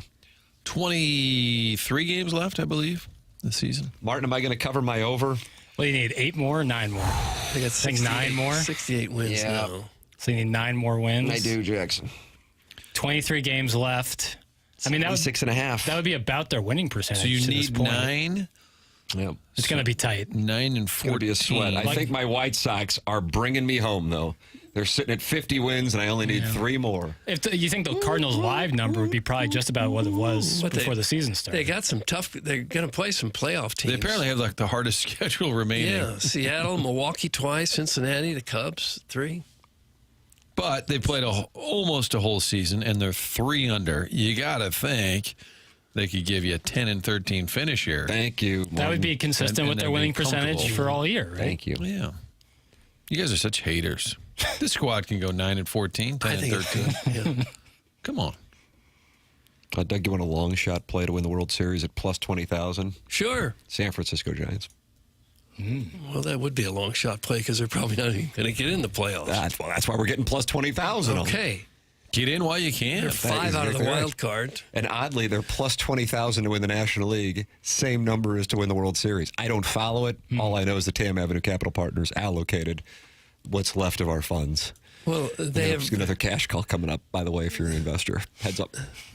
They're block on the phone. They're 9.5 games behind the Dodgers in the West. They'd almost have a better chance of winning the World Series than they do of winning the division. Yeah. That's right. I think the Dodgers are going to be the low at this point, right? The lowest division winner. They would currently be 3 if the playoffs were to start today. How about that? And they would be taking on the Chicago Cubs in Game 1. But yeah, the Padres could hunt them down. But they lost Jason Adam yesterday for the year. Would they have 3 All-Star relievers? The Padres did? Am I getting too into the weeds? I feel like I am. I feel like I just lost the dais. Go ahead. And if I've lost the dais, I've lost the audience. No, we've all been looking at the Padres bullpen situation. Well, Jackson's been calling for Schilt to be fired. Yeah. About damn time. Run his ass out. Again and then Who else was on the hot seat? Who else? Yeah, did you have a list? Is it sort of in the prediction? Like who's on the hottest seat? Yeah, I didn't know if Schilt was just a random pick or you have a handful I that can are tell always... you, Kalen DeBoer's got some hot trousers. How about that? Is Ollie on the hot seat? Tepid. A tepid seat. Jackson's ranking seats. Yeah, it's tepid. It's not hot, but someone sat on it recently. So Someone sat on it You could recently. feel the steam. I wouldn't say that. It's not fresh. Someone sat on it like 25 minutes ago. Oh, okay. I still want to see Weatherhold. I still want to see Quinn Matthews. And I know, oh, no, they'll ruin him by being a part of this. Just what you're expecting to bring up the best players. Isn't that a great sign? Well, we don't want to expose him to this. Oh, okay. You'd hate to see him around this sort of non-winning. Okay. Tell you something, maybe if you're looking to maybe make some moves in the offseason, Lars Newport had a pretty decent August. If he can have a decent September, maybe that's a guy you can move in the offseason. Package him. He's still like a sabermetrics darling, still on the younger side. Package him with, and then you say, pick a catcher to the other team. Yeah. They get to pick a catcher. We need more backstops. There's a chance the Pirates catch him for 4th place. And how would that make you feel? You almost kind of want to see it at this point, don't you? We might get nuts. It's going to be horrible. It might as well just be god-awful horrible. Jackson seems rattled right now. Thanks. That's from Brian Henshin, who is monitoring Daniel Jones, also known by former Rams cornerback Janoris Jenkins as the doo-doo man. And Brian Henshin is covering the Colts this year, and that's going to be a fun club. You like Michael Pittman? Oh, fun. What happened to him? Yeah. He's way down at the bottom of his fantasy Well, he football. doesn't have a gentleman to throw him the ball. That hasn't stopped people before. The doo-doo man will be throwing him the ball. I looked at some NFL power rankings just for fun, and the Houston Texans were like 20th. They said, but still the best team in the AFC South. Yeah, that AFC South, that Titan operation. Tighten up. Titans and Saints are going to get together. Titans, Jags. Yeah. They're like the Texans. They basically were saying, of all the good NFL teams, they're not one of them, but they'll easily take care of their division. I have never heard of your team. But the program's called TMA. Martin is headed to onboarding, and I know the first day on onboarding after a 3-day weekend is always a little more thorough, isn't it? We do a lot of discussion about name changes and what's proper etiquette and whether one person should have the authority. So, Jackson, I think today we'll be discussing your role in name changing. Sure. And then checks and balances are needed. And every once in a while, I just slide Haim a note that says, why don't you call it Matthews? Why don't you do something interesting? Yeah. And then he says, why do you hate Hampson? Or Samson. Samson. What's his name, Hampson? Email in the morning after at InsideSTL.com for our Design Air Heating and Cooling email today. That is coming your way here on the program. Doug, you're familiar with Design Air Heating and Cooling. The morning after at InsideSTL.com. Then you can go to DesignAirService.com. Right. I've had them out to my house a couple times. Great people. The technicians there have been with Seth Goldcamp's team for many years. They know what they're doing. Any kind of problem you might have with your air conditioner or your furnace, Design Air Heating and Cooling is the name you need to remember. You should know them. They've been around since 1904, more than a century of keeping St. Louis homes comfortable and customers happy. Not just another HVAC company, also the longest-running sponsor on TMA. Seth Goldcamp is a fourth-generation family member that have owned and operated the business, and they do a fantastic job. At Design Air, they believe in honest work. You'll never be sold something you don't need. So whether you're dealing with the St. Louis summer heat or the cold, they have got your back with dependable service and no-pressure solutions. Visit designairservice.com. Schedule your service today. Design Air, comfort you can count on since 1904, and perhaps most importantly, home of a handsome repairman. Ask for Larry, the Silver Fox. He's a Silver Fox. Morning after at InsideSTL.com. Design Air Heating and Cooling email today coming up at about 10:45. This is TMA 101 ESPN.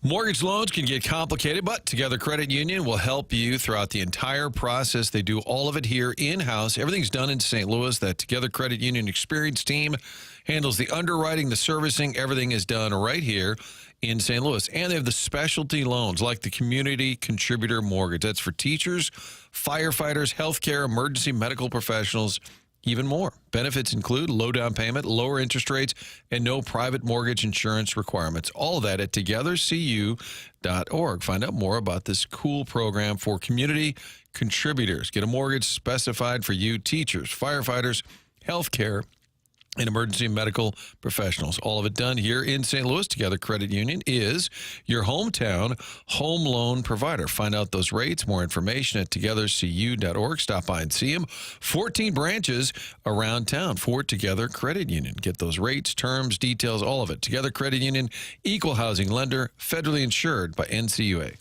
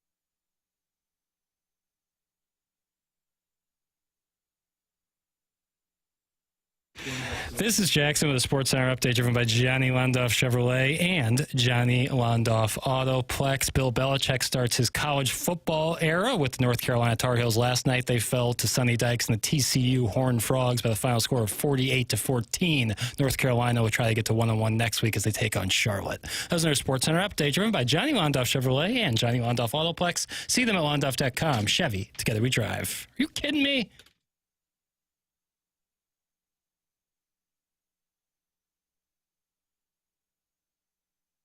It's Teammate 101 ESPN. Tim McKernan, Doug Vaughn, Chairman Kurt slides into the dais when Martin goes to those onboarding meetings. Jackson Burkett is on the ones and twos. He has a podcast called Movie Boy, and he's getting his own feed and pulling it from the TMA podcast feed. Well, yes and no. It'll not be posted directly there anymore, but it'll still be on there, which I know sounds incredibly confusing. But Saturday morning, if you subscribe to the TMA feed, you'll see it. And if you subscribe to the new Movie Boy feed, you'll also see it. Both places. So it sounds easy. like you can't see this podcast anywhere now. No, see, that's the opposite of what I just said. Clip that off. The program is presented to you by Brown and Crouppen. We've got the Design Air Heating and Cooling email today coming up at approximately 10:45, 10:50, somewhere in there. Then BK and Ferrario at 11 o'clock. And Brandon Kiley, Doug, the commissioner of our fantasy football league, where you and I both received A+ grades from Yahoo Sports for our drafts last night. Jackson, what was your grade? D. No. Can I give a quick gripe? Wow. You're going to go after BK? Yeah. You're going to do radio? So now we're going to be at war with the Fast Lane, with the Riz Show, and now BK and Ferrario. How many radio wars can this show handle? I don't know. I want to say that I appreciate BK because he's the commissioner of the league. He sets it all up, gets it all squared away, and I know I've been a commissioner of the league before. It's a pain in the ass, so I want to say I appreciate it. My complaint is about BK, the fantasy player, not the commissioner. Yesterday during the draft we had last night for the 101 ESPN Fantasy League, and I remember it was pick 115, and BK was going into the 55th second of the round. Wow. Maybe he stepped away from his computer. Just pick. Maybe he's a parent. Just pick. He's doing some noticed it with a lot of He's taking care of the family. I noticed it with a lot of our fellow members of this league. Just pick. Have your pick ready to go. I think I averaged 0.8 seconds per round. Just pick. Really? You got all that time to prepare. If someone takes someone you just wanted right beforehand, okay, quickly adjust and then pick someone else. Probably takes it very seriously, and he was doing some last-minute research. Once we're north of 80 picks, we're playing. It's a absolute roulette wheel. Like, just... my vote would have been 30 seconds per pick. We did that one year, and it was great. Kerry Davis didn't like it. It was like a 40-minute draft. It was amazing. This was the first time I've played fantasy football where they didn't have kickers involved. Is that a new thing? I love it. I'd rather have kickers than a defense. That's my take. I think the defense is more skill-based than taking a kicker. Yes, I agree, but defense is all just like everyone just is like rushing to the waiver wire to pick up whatever team's playing, the Colts that week. Wow, and after Henshin, I noticed. I know. Well, I really went after the doo-doo man. Doug, there are so many choices for who had the best college football weekend. You can choose a friend of the St. Louis Rams in 2002, Bill Belichick. You can choose Arch Manning. You can go around Saturday, Jackson's guy, Dabo. He went running down the field, and he demanded his assistant coaches run down the hill with him. It's a steep hill, by the way. I mean, it's kind of a high-risk move. I do feel like... Has anyone ever fallen? Not that I can remember. Like the Oregon mascot. Yeah. Maybe. That also would be in the category. Yeah. But if you're in cleats, if you're in full-on cleats and you're running down that steep hill, and you got some 400-pounder on your ass, yeah, it'd be scary. Here is Andy Staples on Kalen DeBoer, who is probably the one who is experiencing the roughest moment at this particular point in the college football season. But, I don't think that even if Alabama, I think if they turned it around and somehow made the playoff this year, that, people would be able to forgive him for what happened in Tallahassee. But the baseline level of expectation is so much higher at Bama than even at the other most proud places. And it's brings me back to his answer, because the beginning was clunky, right? I couldn't figure out what I was saying. What are you saying? What did he say? Yep. Who's on first base? I don't know what was going on there. But I did think that what he said at the end of his answer, which was, this isn't a learning experience anymore. We know we got what we got ourselves into, I think was the right thing to say. So I think he deserves credit for that. Well, and he's very clearly trying to hit the note of this year isn't last year, because he recognizes that loss looked like 3 of last year's losses. And if you have 3 more losses like that this year, he's going to be fired. I don't care how big the buyout is. Like, it's Alabama. You can't go 8-4. All right, Doug, he's gone if they go 8-4. And the buyout you said was $62 million. If you perform poorly enough at your job, they'll pay you $62 million. You go 8-4. They hand you a check for $60 million. That is correct. That is correct. Good work if you can get it. It's really kind of stupid. It's really kind of obscene, isn't it? Yeah. Just because it's connected to college, where so many people struggle to pay for it. I know the money comes from boosters, but the boosters could be sending some of those millions to maybe lower tuition a little bit. Agreed. Yeah. It is obscene to pay a football coach that kind of money for failure. 62. Oh my God. Well, I mean, did you see the offense against Florida State? Yeah, I saw quite a bit of it. It still doesn't make me want to write a check for $60-some-odd million. But Castellanos for Florida State, formerly of Boston College, as who fans remember, he played outstanding. Mm-hmm. He did. Yeah, he looked good. Ball player, man. Maybe Mike Norvell's got it turned around down there in Tallahassee. Well, had a 2-10 last year. Yeah, they look for real, which is good because the ACC. It's good to have like multiple healthy ACC teams because Miami looks pretty solid. Florida State, Clemson. It seems like that whole state of Alabama just kind of hinges their mood on how Alabama's doing. Yeah. And when they get embarrassed like that. I don't think anyone's happier than Auburn fans right now. Probably, yeah. You see Gus Malzahn did a little trolling after that one on X? No. It's some tweet like, just like old times or something. He's now the offensive coordinator of Florida State? That's correct. Yeah. He went from high school coach to big-time college coach. Is that right? Yeah. Boy, there's just unbelievable money involved in coaching now. Not just the head coaches, the assistants are making, many of them, well into 6 figures and some $1 million or more. It's really incredible. If LSU's defense is what we think they might be this year, you think we'll see Blaine Baker as a head coach here in the future? Probably so. Blake Baker. What'd I say? Blake Baker. Blaine Gabbert. Probably so. Maybe we should all start getting jobs as college football coaches. Lord knows we've got the acumen for it. I got cut from the freshman team. Oh, that's right. But that was a size thing. It was a safety issue. Thank you. Thank you for saying that, because other people thought I just wasn't good. What was Shane Beamer's football career? Oh, here we go. I mean, I can't imagine he played. Wow. Oh, Boy, you hate Shane Beamer. play. You hate the head coaches in the state of South Carolina. He was a walk-on at VTech. It's going to be like when I cash my check for plus 6,000 when South Carolina beats Miami to win the national championship in January. Good on you. I hope I wet my beak at touch. Did Drinkwitz play anywhere? Did he play? I don't believe so. Beamer was a walk-on wide receiver at Virginia Tech, where his father was head coach. Oh, I see. You catch that? You catch that nod? Somehow made the team too. You catch that nod right there from Pappas? Yeah, and he chose that over a partial scholarship at an NAIA school. All right. So he must have been a decent high school player at least. Okay. Alabama as a state is just a gaggle of angry old fats. That's from Arbor Day. It's a gaggle of angry old fats? I don't know that it is. There have been 2 assistants that have left Athens, and Kirby said, see ya, Jim Chaney, and the other, Shane Beamer, Al in Dadeville. How about that? How does that make you feel, Jackson? I feel nothing.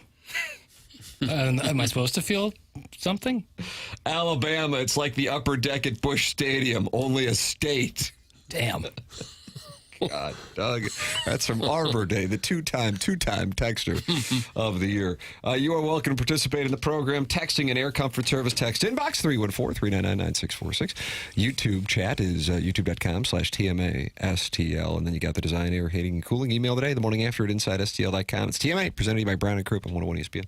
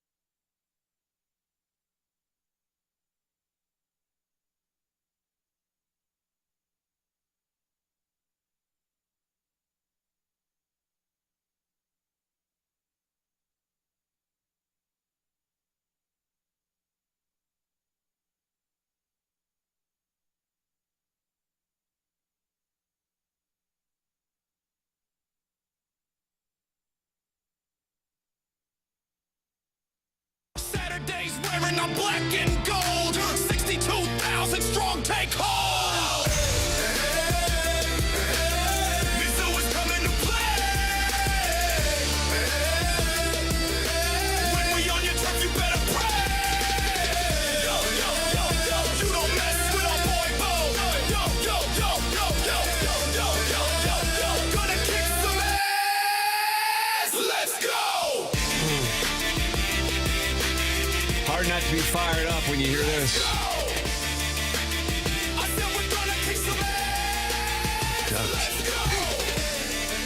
Is that an AI song, too? Yeah. Whoa. Sound like Drop out of that. Doug, here are your choices on the Stiefel dossier. Okay. You have a legend, an Alabama caller calling into Paul Finebaum's show who's not happy with what's going on. Well, I like those. In Tuscaloosa. Or what is currently in the Stiefel dossier for 10-2.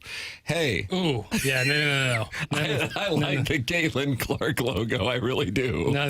However, why does every new athlete logo only focus on their initials and jersey number or something of that?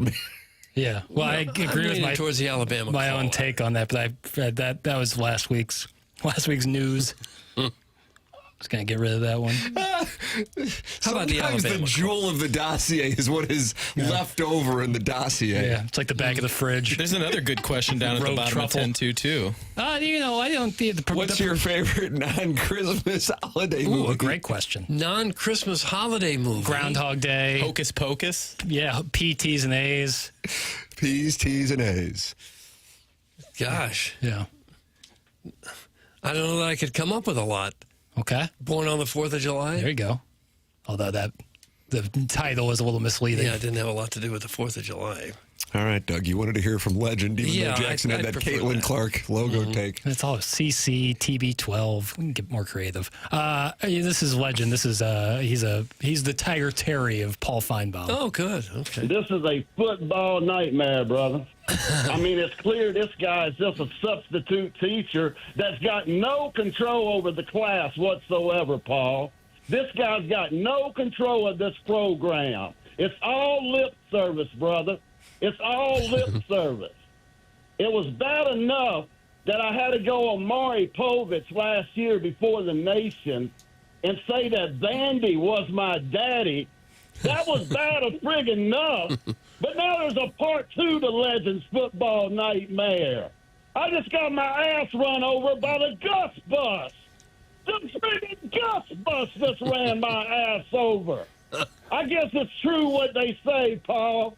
The Gus bus wheels do go round and round.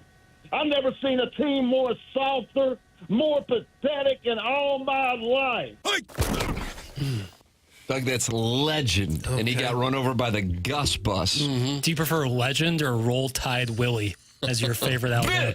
Blip, Bama, blip. Yeah, I don't give a pit about nothing but Tide. Paul Finebaum doesn't seem like the type of guy who would be like the voice of SEC football. I know he kind of is, but he looks like What about SEC Mike? He looks like a New York intellectual guy, a teacher at a college instead of a SEC football expert. Subverting your expectations. That's what the SEC does week in and week out. Just means more. Okay. All right. Well, this guy really let him have it. Was that a voicemail or a live call? Voicemail. We've never tried to do that, have we? What's that? Voicemail. Stephen Wildwood. He leaves mic drops all the time. Mic drops. Oh, well, that's just kind of I guess maybe it isn't. What, are you arguing with yourself? Yeah, I'm kind of thinking about it. We've only had a couple of those, though, really, where he You prefer the live callers like caller Adam. We prefer the live calls caller in Adam. and attempts to subvert sponsors' rewards campaigns. Yeah. No. Take the good with the bad. Steve's live calls are good. Sometimes they go a little long. Yeah. Tulane's head coach was not happy with Northwestern, Doug. Jackson, what do we have going on here? So Tulane wanted to honor the victims of Hurricane Katrina as we are 20 years, the 20-year anniversary of Hurricane Katrina, by wearing all white as they did right after the 05 hurricane. Northwestern denied that request because they are the road team. They get to wear white or the lighter colors, and if they would have to approve that if Tulane wanted to do that, they declined. So this is their coach John Summerall's post-game. You know, we wore the green helmets today for the 20th anniversary of Katrina. I'm going to say one thing. I'm not trying to take a shot, but we requested to wear white jerseys because that's what that team wore. It got denied by the other team. That's their prerogative. But when you show disrespect to the city of New Orleans, that's what's going to happen to you. You're going to run into a team like this. They had a chip on their shoulder because I wanted them to wear the same exact uniform that team wore 20 years ago. Request got denied. We might have used that for a little bit of motivation to represent the city. So don't disrespect New Orleans ever. That, Doug. Okay. Final score 23-3, Tulane over Northwestern. because of the uniform request.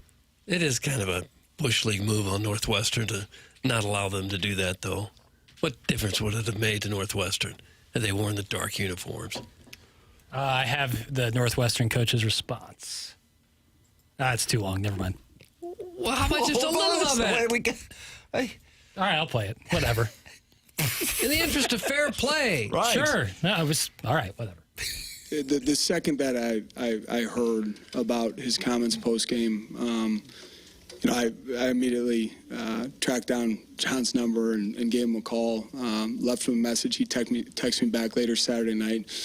We had a chance to connect yesterday, which I appreciated.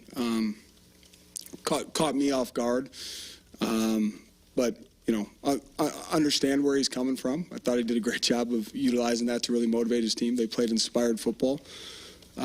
Ultimately, the decision around that was certainly not a gesture of disrespect. I don't pretend to understand what the city of New Orleans has been through,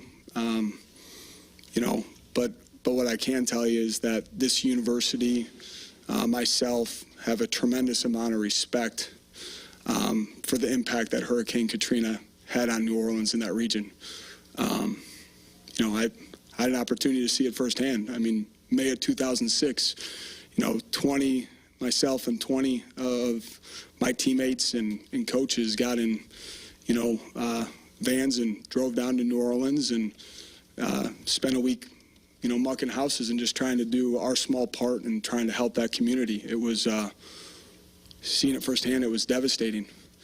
And the resiliency that New Orleans has shown, the toughness that they've shown, the community that's shown up the last 2 decades for that city to be where it is at today.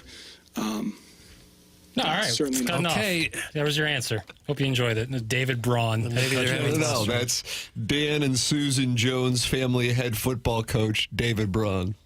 Okay. Now they're thinking maybe they made the wrong decision and not giving Tulane their uniform wish. That's correct. I mean, Really would give you an even have to think explanation. about that?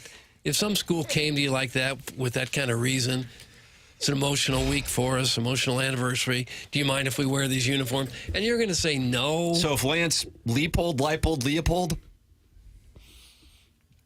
calls Eli Drinkwitz on Friday and says, hey, we want to wear the red stockings that the Jayhawkers wore when they invaded the state of Missouri and killed all those civilians. It'd be a bold play. Gonna honor Eli these men. Drinkwitz said no. You would understand. What if Leipold was like, not only do we have to wear red socks, but we prefer if you wore anthracite? No, you can't tell the other one. No, in most cases, I'm sure, Bleeding Kansas is still worrying. A lot of Tiger fans still concerned about that from 160 some odd years ago. But in most cases, I think you'd say, sure, we'll wear our dark uniform so you can pay respects to those people. Doug, what if Missouri came out with the black helmet, gold block M, white jersey at home, and gold pants that Chase Daniel and Jeremy Macklin and William Moore, Chase Kaufman, and Martin Rucker. Now, why is that funny? Ooh, spoons. Sean Witherspoon. Sean Witherspoon, Lorenzo Williams wore in 2007 at Armageddon at Arrowhead on Saturday. Okay. Well, the home team wears the dark uniforms, though, right? Right. And you're saying, what if Mizzou wore a white jersey? With the gold pants, though, and the black and gold block M helmet. Well, if it's a college rule, and you're just changing it to just be difficult, I suppose that wouldn't be cool. But if you have a legitimate reason, like you're paying homage to some people victimized by a storm that killed a few thousand people, I think you could make an exception. So it sounds like you are not a fan of Dan and Susan Jones' family head football coach David Braun. Whose family? Dave and Susan's? And why are they chirping? Dan and Susan Jones' family head football coach David Braun. So can I just have naming rights to people? I was like, I don't know who the head coach. I know they unceremoniously fired Pat Fitzgerald, and he just became like a billionaire as they settled on that. Another byproduct of Twitter journalism. And then I was like, I don't know who the head coach is now. And so I typed in Northwestern football head coach, and it's Dan and Susan Jones family head football coach David Braun. Can goodorbad.com present Doug Vaughn? Yeah, they absolutely could. So anytime anyone addresses you, it has to be The price is right. goodorbad.com's Doug Vaughn. Brazzers.com's Tim McKernan will be hosting. Yeah, seems great. I am open for title sponsorship of me, the person. Not any position I hold, but me, my existence is open for sponsorship. Jackson, can you please live stream yourself watching the KU game from the wedding in Chicago? That's from the Hunchback of On Castle. That sounds like a logistical nightmare. I have to someone stand up in the aisle of this wedding and film me watching the game on my phone. God, can you imagine the arrogance? Yeah. First time texting in, please add my number as Doug's Lustful Loins. Listening to the Movie Boy podcast is like listening to my grandpa talk about changing the oil in his tractor. I'd rather nail my junk to a burning building. Oh, fair. No, Jackson, you're not going to change his name now, are you? I don't see a reason why I would. I would block him. Yeah, that's not a very nice thing to say. It isn't? Nail my junk to a burning building. Well, no one is like, you weren't sentenced to listen to it. No. If you don't, as opposed to nailing your genitalia to any structure, you choose not to listen. Oh, what part would you nail? If you had to? A toe of some sort? I meant of the genitalia. Put that off. Tee. Never, and I mean never, discount the importance of a uniform. Doug should move to Kansas, Civil War apologist. That's from Chairman Steve in Wildwood. Uniforms are important, yes. But if a team is doing it to honor something that a huge event that affected a lot of people, I think you can make an exception. So would you like Dan and Susan Jones family head football coach David Braun to resign? I think it's time for him to step down. Good for you. Doug Vaughn in St. Louis calls for the removal of Northwestern head coach. There you go, aggregators. Design, air, heating, and cooling email today coming up. It's TMA 101 ESPN.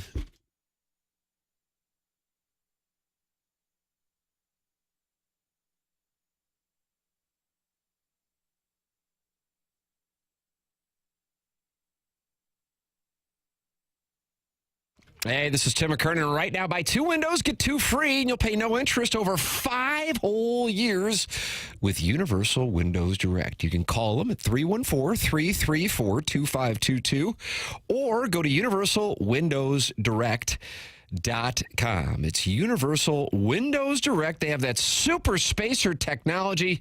It's going to keep the hot air out and the cold air in just by calling 314-334-2522 or visiting universalwindowsdirect.com.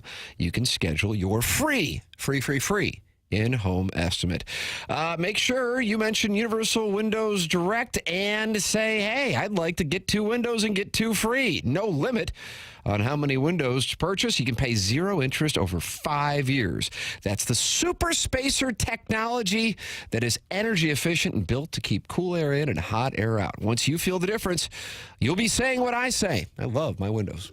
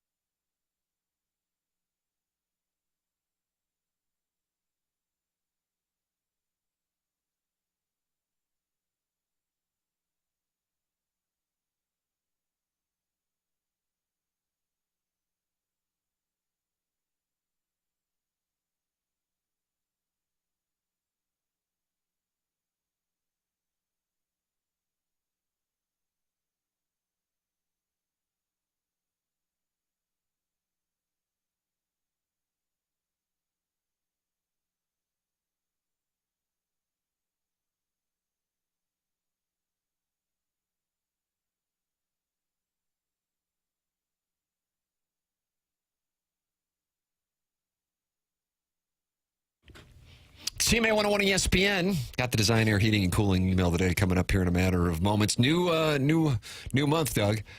But this afternoon, Jackson will send us the Papal Conclave for the TMA Listener of the Month. Very prestigious title.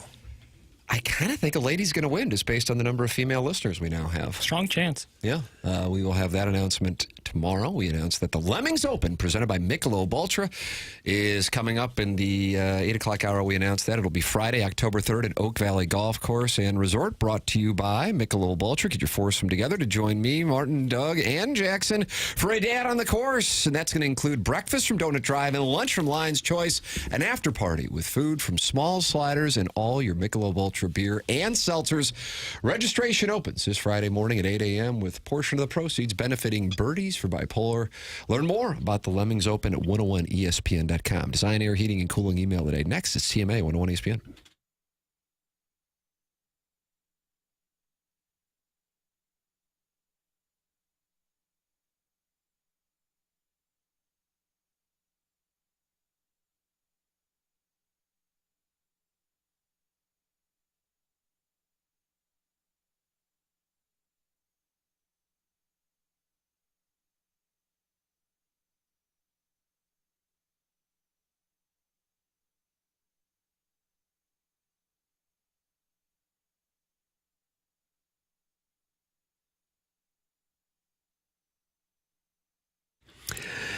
You have heard the name Stiefel, not Stuffle. It is Stiefel. They sponsor everything, including this award-winning broadcast dossier. Did you know they're also throwing one of the biggest parties St. Louis has seen since the parade down Market Street in 2019? It's coming up this week. It's a Stiefel Charity Classic. New title, new energy.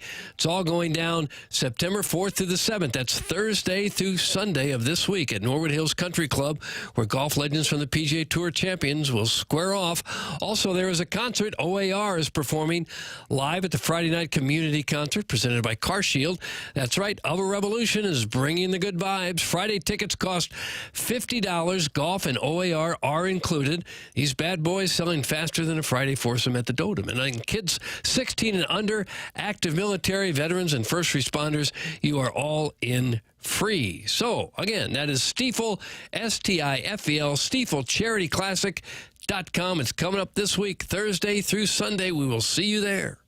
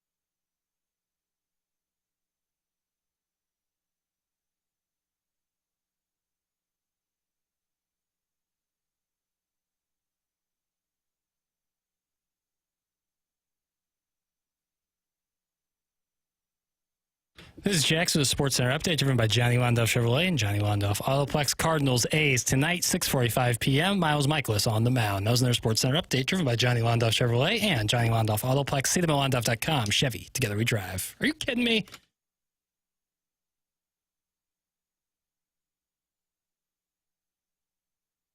Doug, we got to go. Okay. I mean, I just mismanaged. I thought the last segment was the segment before the design, but Oh, you did? I messed it up. Okay. So we just got to go. It wouldn't be fair to cut into BK and Ferrario's time. Design, air, heating, cooling email of the day. We'll just double our pleasure tomorrow, Jackson. That's what I got to do. Yeah, we'll have a dense inbox tomorrow. If you wrote in a good email today, just send it. We'll save it. We'll save That's it. just going to be saved in the filtered file. You can send your hate mail for the mismanagement of the clock, TMCKERNAN at InsideSTL.com. BK and Ferrari are next. Bye.